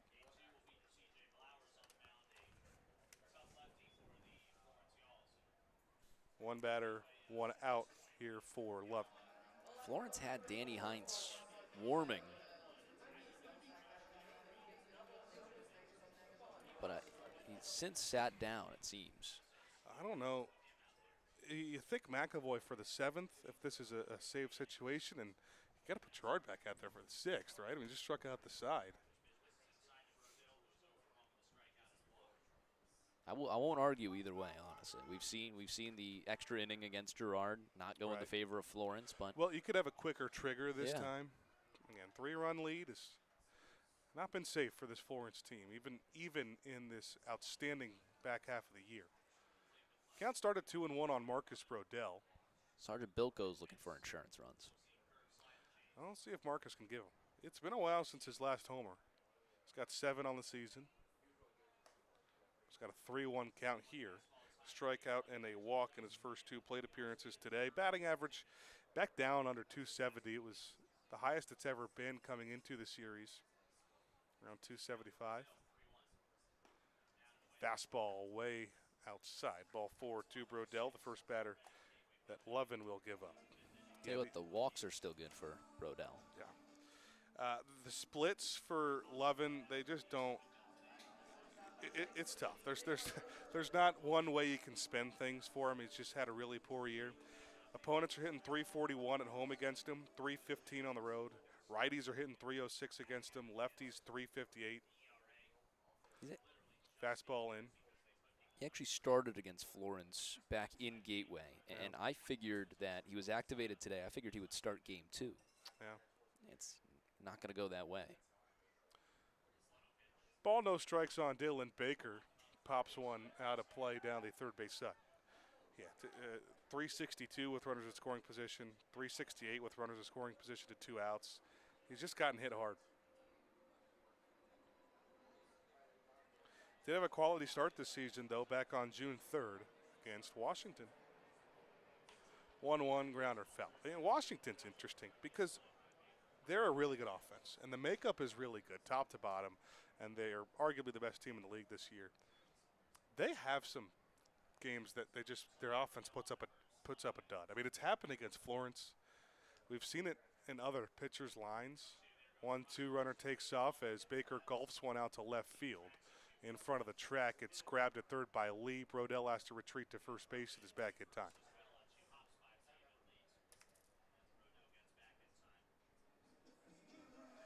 Two gone in the inning now for Zach Beadle. He's trying to find his first time on base and trying to get off the schneid. A strikeout and a double play in his first 2 at-bats. Florence on a 6-game win streak, going all the way back to last Sunday's game against Windy City. Working on a 5-0 week this week. First pitch is down low to Zach Beadle. And they have a 6-3 lead at the bottom of the 5th here. Just 7-inning game. So I think ideally you go Girard out for the 6th and then McAvoy back out for the save. Nobody really warming in the Florence bullpen right now. 1-0, up and in at the hands of Beadle.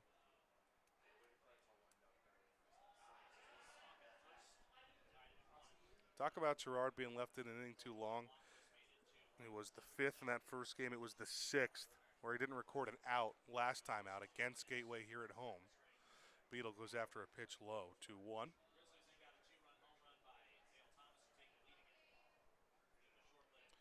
But let's just live in a world for a second where you do get Girard to finish the 6th, go to McAvoy in the 7th. That'll be 3 straight games where Florence doesn't have to use a single reliever besides your long reliever who was kind of set up, Isaac Milburn, and the closer, Aiden McAvoy, assuming it was McAvoy for the 7th. Fastball down low.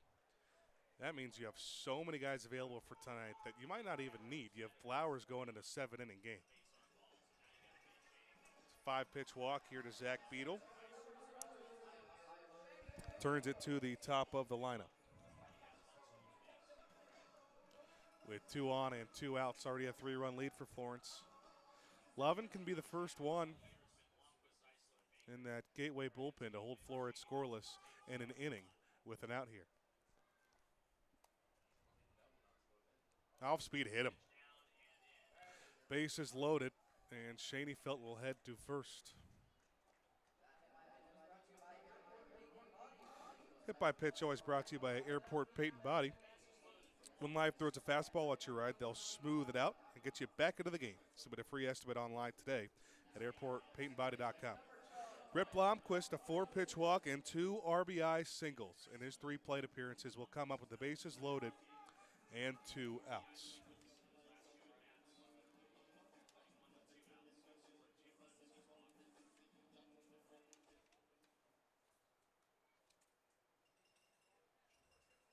Hitting .545 this season with the bases loaded. Off speed loaded side for a ball. That's 14 plate appearances. He's 6 for 11 with a double, couple of grand slams again. Still just the 3 grand slams for Florence on the year. 2 of them from Blomquist, 1 of them the inside the Parker from Schoenfeld, who stands on first. 2 balls to start off Blomquist. Tell you what would really seal the week would be a Hangs Eisler grand slam. Would be fun. Either one can get it. Fastball, this one's popped up. Wouldn't be a grand slam in a phone booth. Right side, going in on it is Williams. He's got it for out number 3.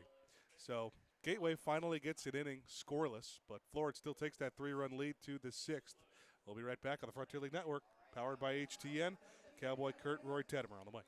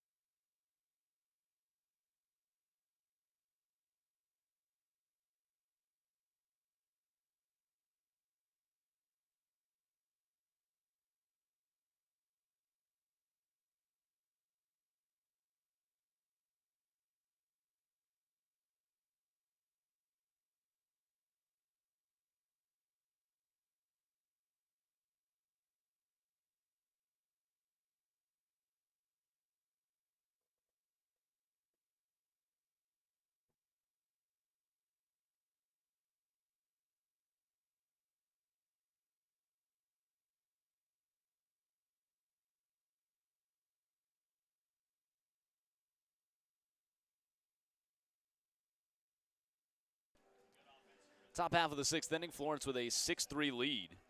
We had it staying in there with John Gerard,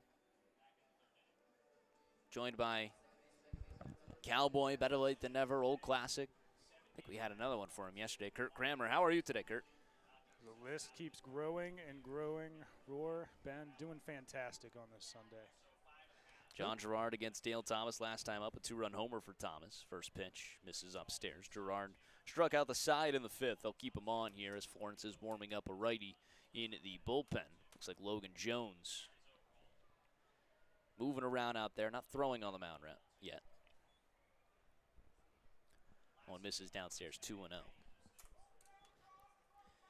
Seems the weather has graced us thus far. Just the rained away in the opening frame. 2-0, swing and miss, 2-1. I was talking to our in-house weatherman, Matt Fornash. He said we're looking good. We'll look good for the rest of the day. Me and Ben were talking about, in college, we both took a meteorology class, and no one asked our opinion. It is a shame. Imagine that. Yeah.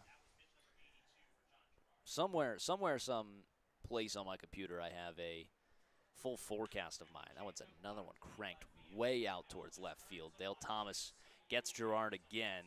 Back-to-back at-bats for Thomas against Gerard with home runs, and no doubt about it, home runs at that.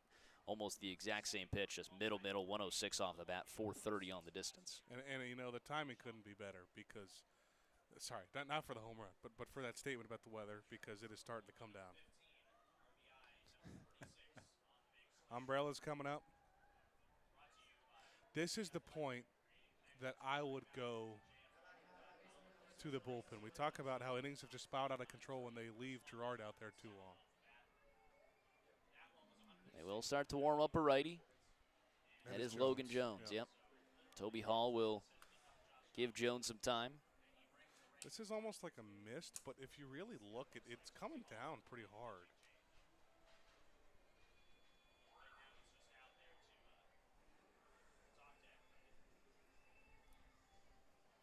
Yeah, it is. It's enough to scatter fans a little bit here. Right.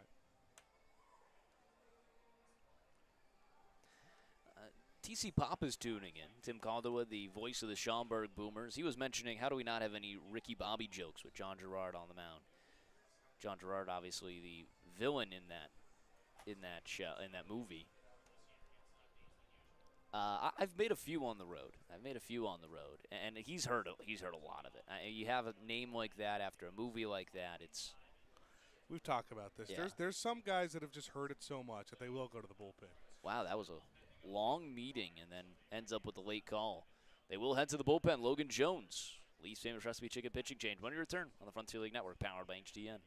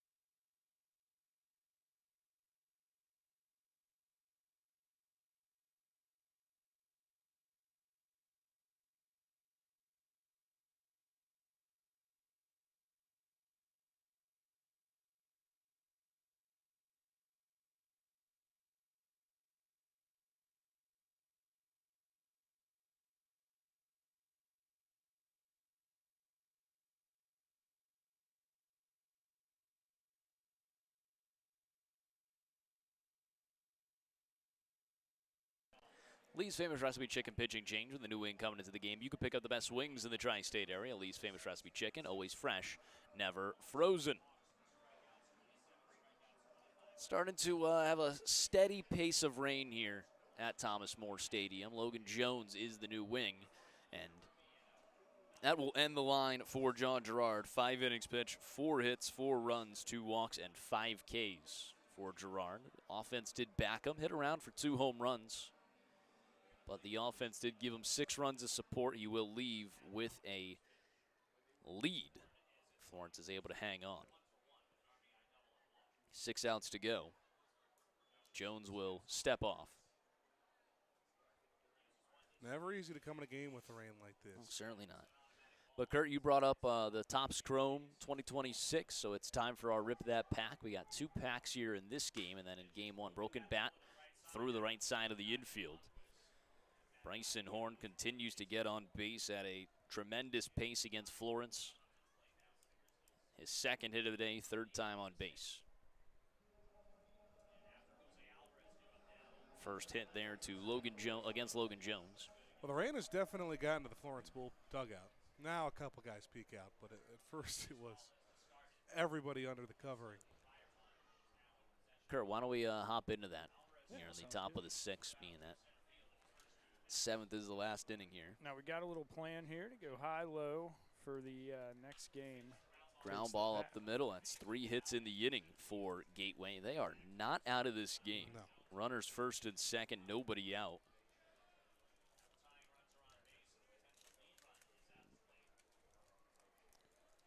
Runner in scoring position for Sawyer Smith. Started out with a Henry Davis here for Pittsburgh. J.J. Weatherholt, rookie. Shota Emanaya. And then something. Oh, Isaac Paredes. Isaac Paredes, refractor. That's the red, white, and blue. That's the red, white, and blue. That's a very cool card. Let me get that J.J. Weatherholt rookie as well. That's going to be rookie of the year right now over Sal Stewart. Of course. No, I'm kidding. Those 2 are going at it, but that is definitely a cool Isaac Paredes card, and then the rookie card of J.J. Weatherholt. That's one you'd want to hang on to, Kurt. Very nice start to rip that sleeve pack. them and PC them. That one misses outside. This is a tough spot for Logan Jones. This He's is. complaining about the ball. I don't think he wanted to come in with the rain coming down, as do not many people. But Game on the line here for Jones. Runners first and second, nobody out. Here's the 2-0. Grounder, right side, foul. Just past the glove of Hank Zeisler. Yeah, Jones changed the grip on a couple of pitches and just tried to stay in the zone more, and that's why he's been so good recently. There haven't been a whole lot of balls at play. It's been strikeouts, and when he does struggle, it's walks. I think I got a backwards 75th anniversary card here for some reason. Start off with J.P. Crawford, former Phil. That's a pretty cool image of him there. 2-1 shows bunt down the third baseline, but foul. 2-2. Ooh, that could be something really good. That'll be a Mike Trout refractor, top 75. Really hoping to see an auto Yeah, get flipped on that. That would have been wild, huh? Mike Trout refractor there. That's still a cool card. Cool. Let me go another insert. Past to present, Francisco Lindor to David Wright. What's up with all these Mets in this box? Yeah, I was going to say that's got to be the worst past to present card in the Topps Chrome inventory. Plagued by the Mets here. Yeah. Plagued by them on our last Topps Chrome box with the Darryl Strawberry Mets card. And now 3 Mets coming into this on inserts. And then we get another refractor of Julio Rodriguez. What a cool looking card there. So we go, I go 2 refractors and an insert in my pack. I mean, clearly I'm going to say that the Trout is. Yeah, I like that Trout. It's a cool card. I think I'll give you the win. So high number here. Oh, you're right.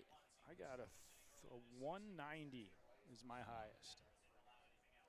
I think you're going to win that. I got 149. Ooh.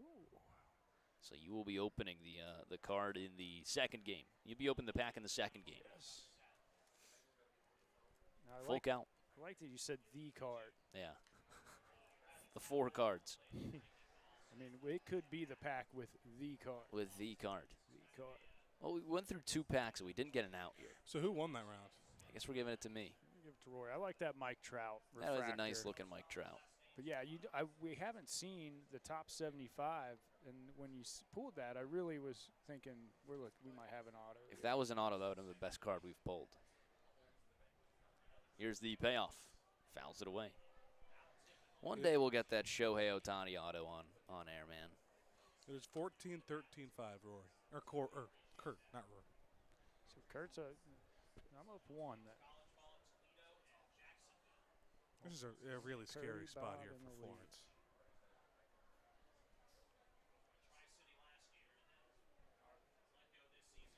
Payoff. Swing and a foul tip off of the. Looks like off of Beetle, I guess. I mean, when it's slightly harder to throw strikes here on the rain and you keep fouling off pitches like Smith is right now, that's perfect. To just keep making Jones throw as many pitches as possible. Really in threat of walking the bases loaded. It's got to be his sharpest here.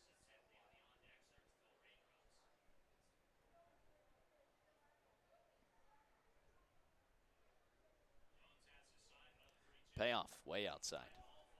So he walks the bases loaded here. Everybody has reached in the 6th.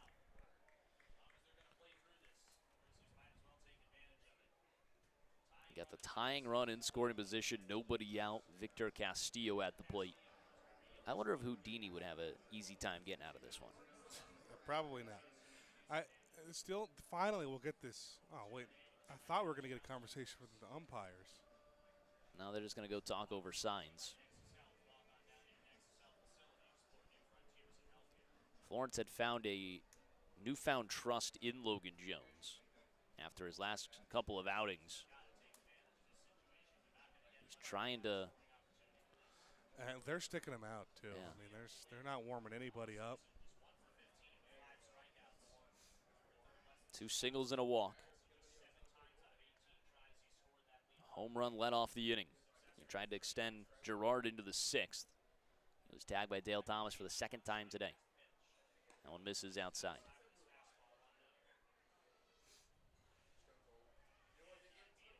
It's coming down pretty steadily. Still fans braving it out there. Yeah.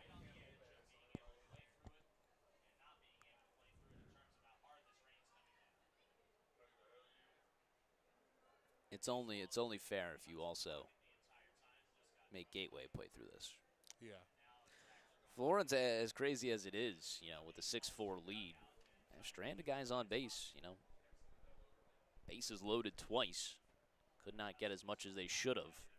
This game should probably be out of reach.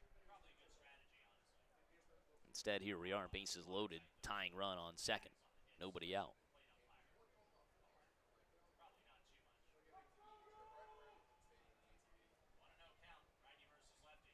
Here's the 1-0. In there for a strike.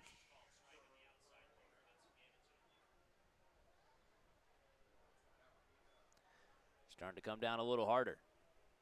Yeah, you're starting to hear it a little bit too out of our headsets. I mean, this should probably do it here. 1-1. Skies it out towards left field. Brodell has a beat on it towards the line. He makes the grab. Tagging from third. It's shallow left. The throw comes in. A bullet. Tag applied in time. What a throw from Brodell. That was a line drive. I wasn't sure about it at first, but Beetle played that perfectly too off the hop. Mobile to get back to the plate. Wow, that is enormous. That is a 7-2 put away. Take another look. That was just a howitzer from Marcus Brodell. And a good tag from Zach Beetle. A double play. And you know what? A great out call from Larry Hudson. I was going to say was the same emphatic. exact thing. That is, you're tremendous there, Ben, because I was thinking that exact same thing. That'll be a double play. Runners second and third and 2 outs. Now this is a little easier. Still a tying run in scoring position against Derek Williams here. First pitch to Williams. Misses downstairs, and the rain is coming down even harder now. We're teetering on the edge of, I could almost say this is pouring right now. Yeah.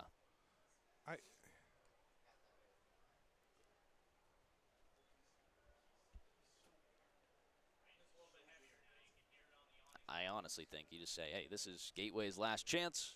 Can't get it here. End of game 1. Let's go to game 2.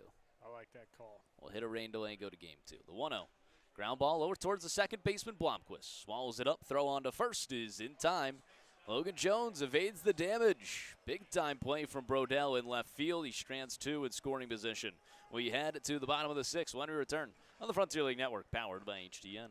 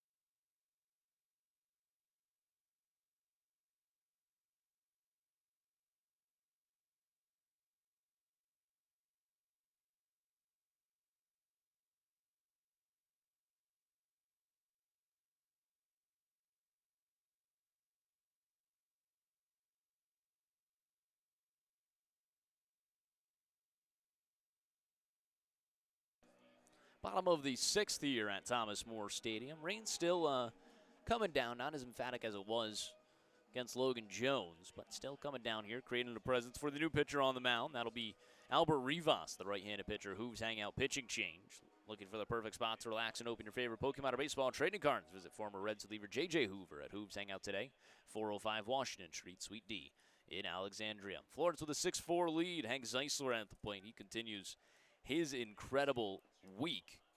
He's got 6 homers on the week.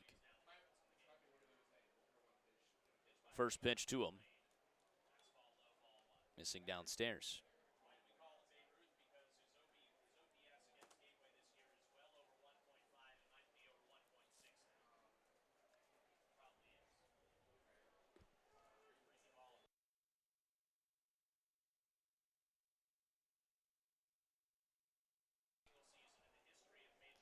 One and 1 the count to the captain. This is and it's honestly like dimming the color on everything around here, just making it more gray as Zeisler skies one high and deep out towards right field. Castillo at the warning track to the wall. So long. This man cannot be stopped. A 2-homer day, 7 blasts on the week. It's 7-4. All you got to do is ask. I asked him just for one pulled home run out to right field, and he delivers. I mean, Zeisler, it's just an unbelievable week coming into his own. We'll wait to see what Kyle Crowell does, but, I mean, this should surely put him in the league lead with RBIs. He's got 3 today. Got 3 today. He should be, unless Kyle Crowell's done something today, the first to 80 RBIs in the Frontier League this season. 80. He might make me add the single-season home run record to my game notes. See how close he can get to that. That's at 26. That was, I'm losing count. Is that 17? What is he at now?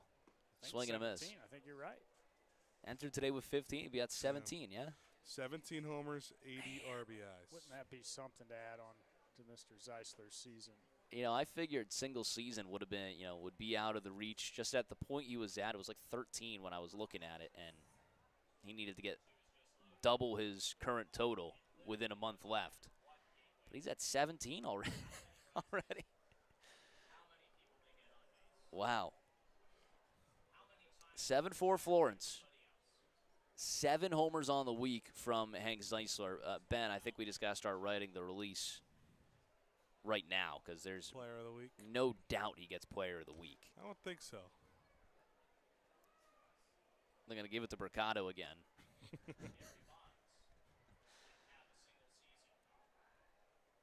Here's the 1-2, misses outside, 2-2.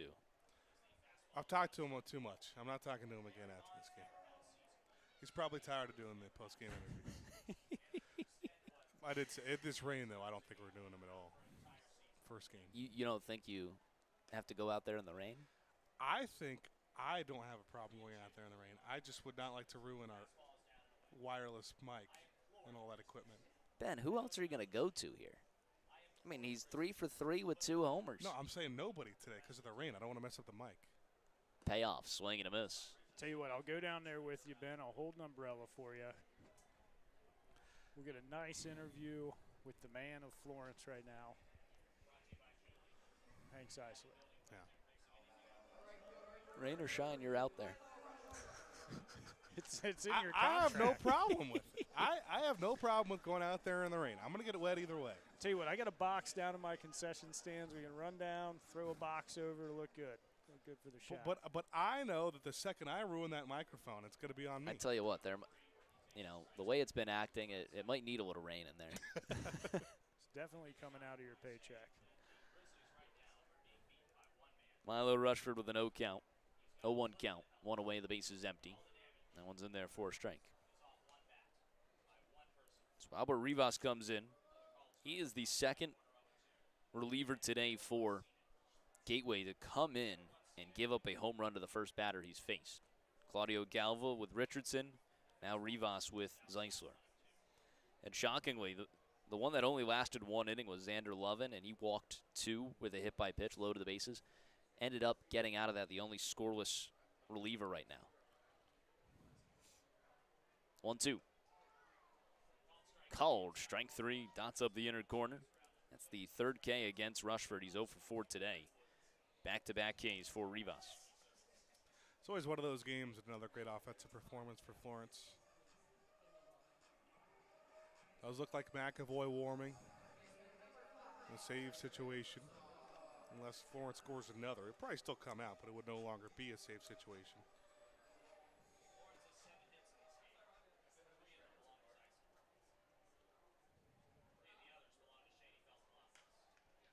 Broussard pops one out to shallow right field. Castillo comes in. He makes the grab. Simply business after the leadoff home run from Hank Zeisler. We head to the top of the 7th. It's a 7-4 ball game. Let's see what Florence decides to do coming out of the pen when we return on the Frontier League Network, powered by HDN.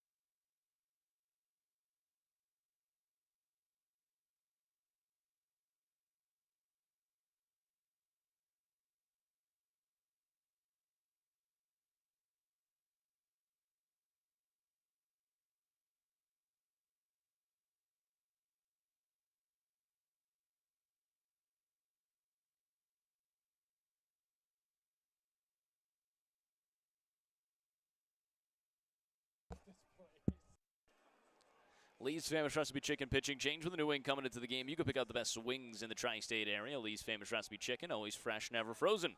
Jake Lynch coming in for Logan Jones. Logan Jones comes in the 6th. Wasn't a clean inning. I guess he came in with the bases empty, but did not start that inning. He will just go the 1. Gives up 2 hits, a walk, no strikeouts, but no runs allowed. He was able to escape a bases-loaded jam, stranding the tying run in scoring position at the time. Florence gets some insurance on a home run from Hank Zeisler. They lead 7-4 as we head here for a Hawksworth Blood Center save opportunity. Jake Lynch, the lefty, in against Gateway.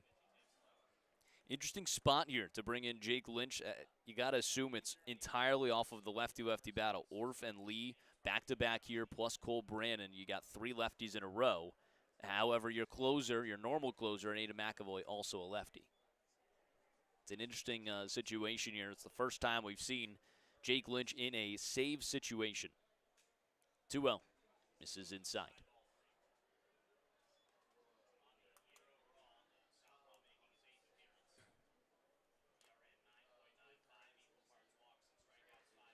Lynch, a 9.95 ERA entering this today. 2-0. Misses downstairs. Look what the rain and the mist has done to the center field cam. Well, that'll be a 4-pitch walk, actually. Scoreboard was wrong there. You know who else was wrong was our in-house weatherman today, Matt Fornash. He said the rain was going to hold off. Definitely as soon as wrong. I said it, it started, started coming down. Florence immediately going to warm up someone else. It was an interesting choice. So leadoff walk there from Jake Lynch.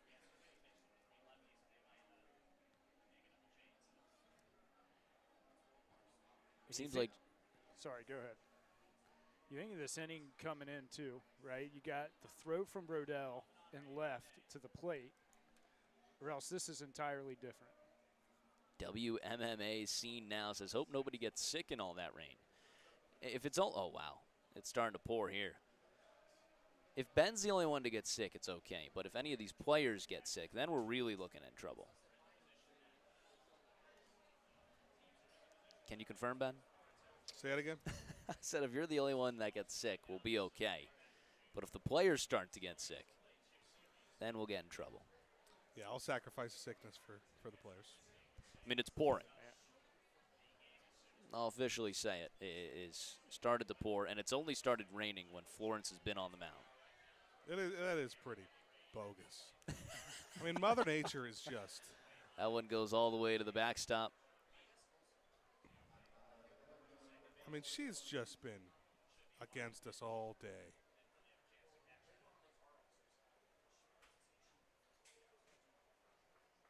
Toby Hall, I think, saying you got to bring these guys in. We can't do it. You can't play through this. Should just end the game. You wouldn't hear any arguments here. This is all just buying time for hopefully the umpires to make the decision. Toby Hall with his hands in the air. What are we doing?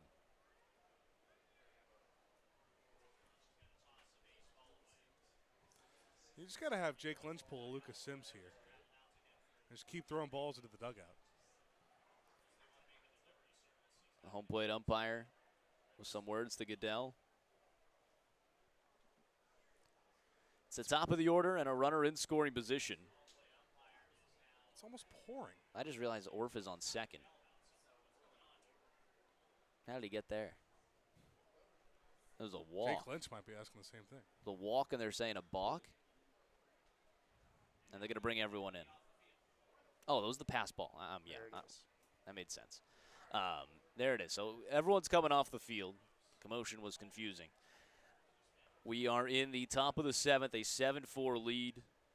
7-4 lead here with just 3 outs to go. This is going to freeze Jake Lynch. His night's probably done as we head into another rain delay. I think that's a good opportunity to just go McAvoy when you're back. It's a safe situation with a runner on base too. Don't risk anything. Yeah.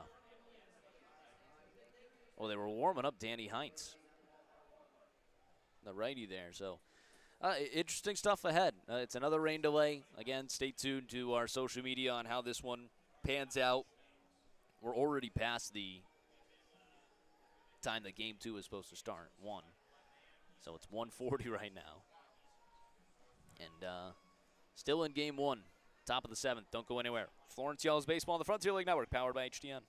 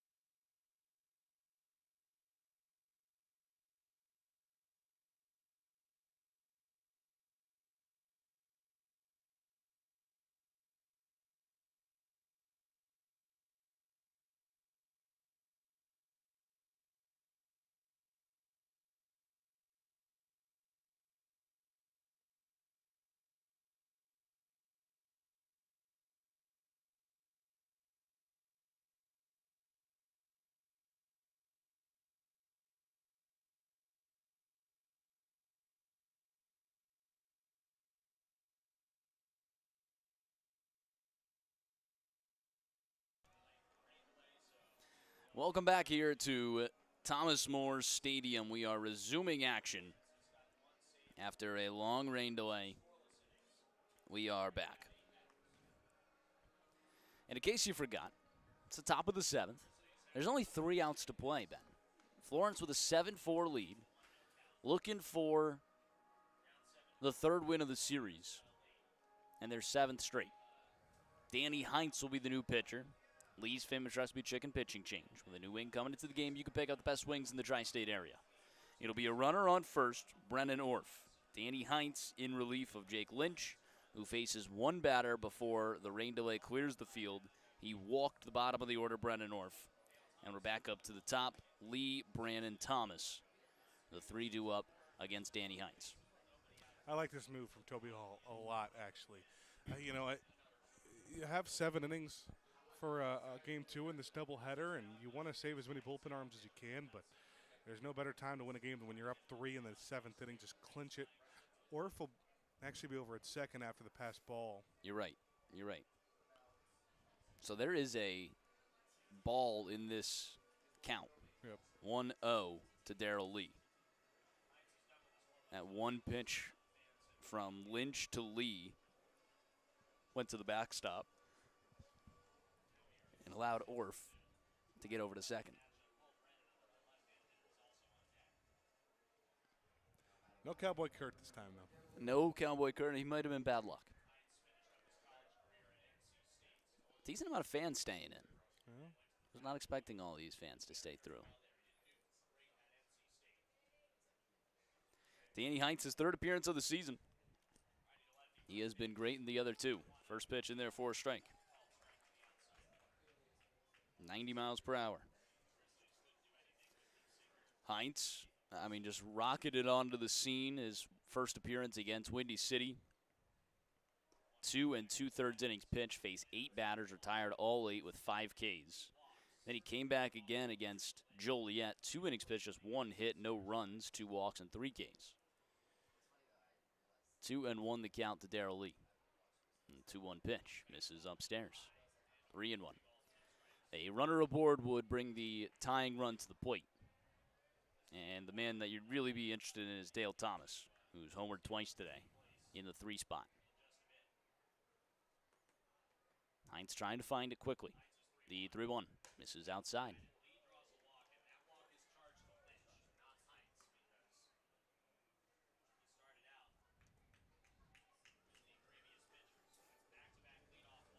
Heinz's first appearance against Windy City, he just blew through that Thunderbolts lineup. 5 strikeouts and 8 batters faced, 2 innings, 2/3. Retired all 8 that he faced. Ran into a little bit of traffic his second time. This is just his 3rd appearance. Rosenbag didn't make it back in time.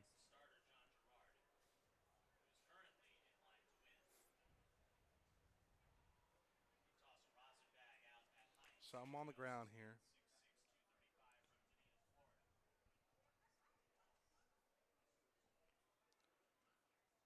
Righty on lefty matchup with Thomas. First pitch, called strike outside corner. Fastball just snuck in. Heinz tried that electric fastball in that Windy City game, which is a big part of why he looked so good. 93, 94. 0-1 to Brandon. Off-speed misses upstairs. 81 miles per hour there. 22.44 on the spin rate. Runners first and second, nobody out. Grizzlies out hitting Florence today, 6-5. Florence has had the 3 long balls, once again leading the way for their scoring. 2 from Zeisler, 1 from Richardson. 1-1 outside, no good. Heinz got to be careful. You really do not want to put the game-tying run on. Just got to, find the zone. Yep. Don't be afraid of some contact. Working middle of the rubber is 2-1. Fouls it away, 2-2.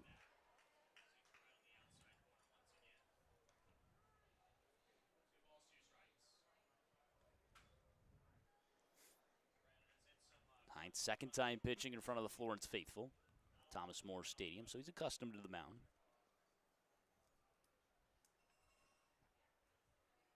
From the stretch, 2-2. Fouls it away again.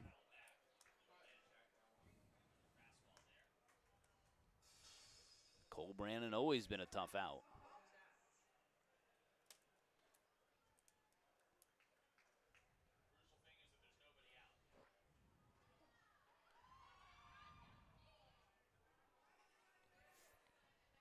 Good amount of group staying through this one, too. 2-2 misses outside.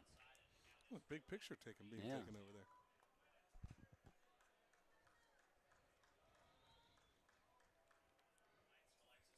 Some of the dogs staying through. Park of the Park Day, presented by Hooves Hangout.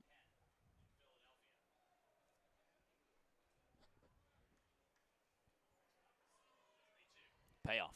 Swing and a miss. Got him. First K of the day for Heinz. First out here in the 7th. Yeah, there it is. And hopefully that gives him a little boost going forward. Put that fastball up in the zone. It's just power on power. 92 on the fastball.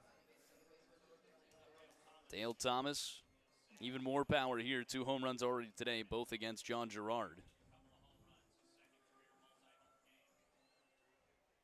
Him and Zeisler with multi-homer games, both in the 3 spots for their teams. First pitch, misses inside.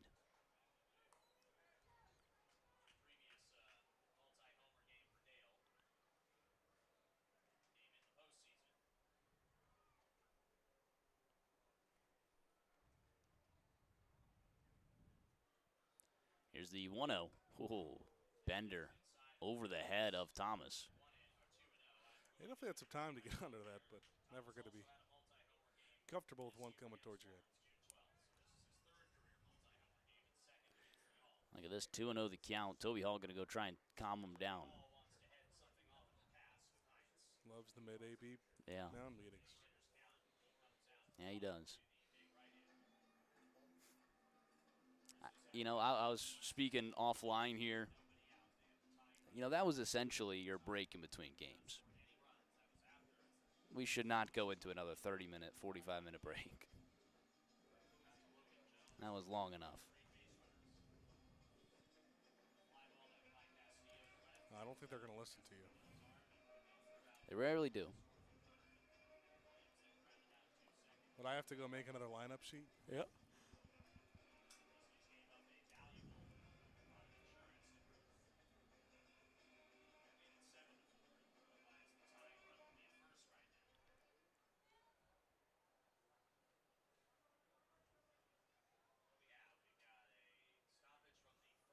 Interesting. Gonna have a meeting on the mound here. Or a meeting of the umpires in the infield. Talking something over.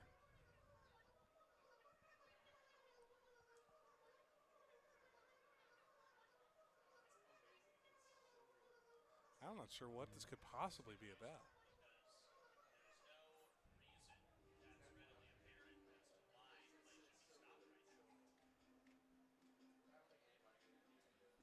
Toby Hall. He's a lineup card in his hand right now?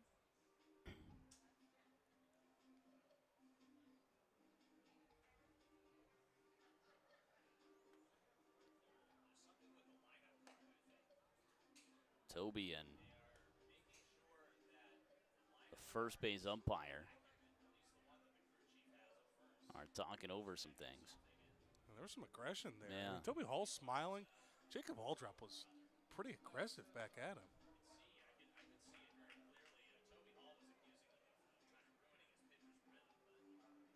Going over, to me it seems like meetings on the mound was the conversation. How many did he have? I'm not sure. No, that's what they were asking. Yeah. Here's the 2-0. Ground ball, broken bat over towards the shortstop. Swallowed up, toss the second one. Relay on to first, an inning-ending double play. 6-4-3. Florence picks up a 7-4 win over the Grizzlies at 7 in a row. They're 41-30. Just another one for Florence where every time, they'll take a hit to the mouth, they'll take a punch, but just immediately roaring back offensively. It doesn't matter how many runs, doesn't matter who it was, but Florence's offense is going to strike back. And today, it was very much thanks to Hank Seisler.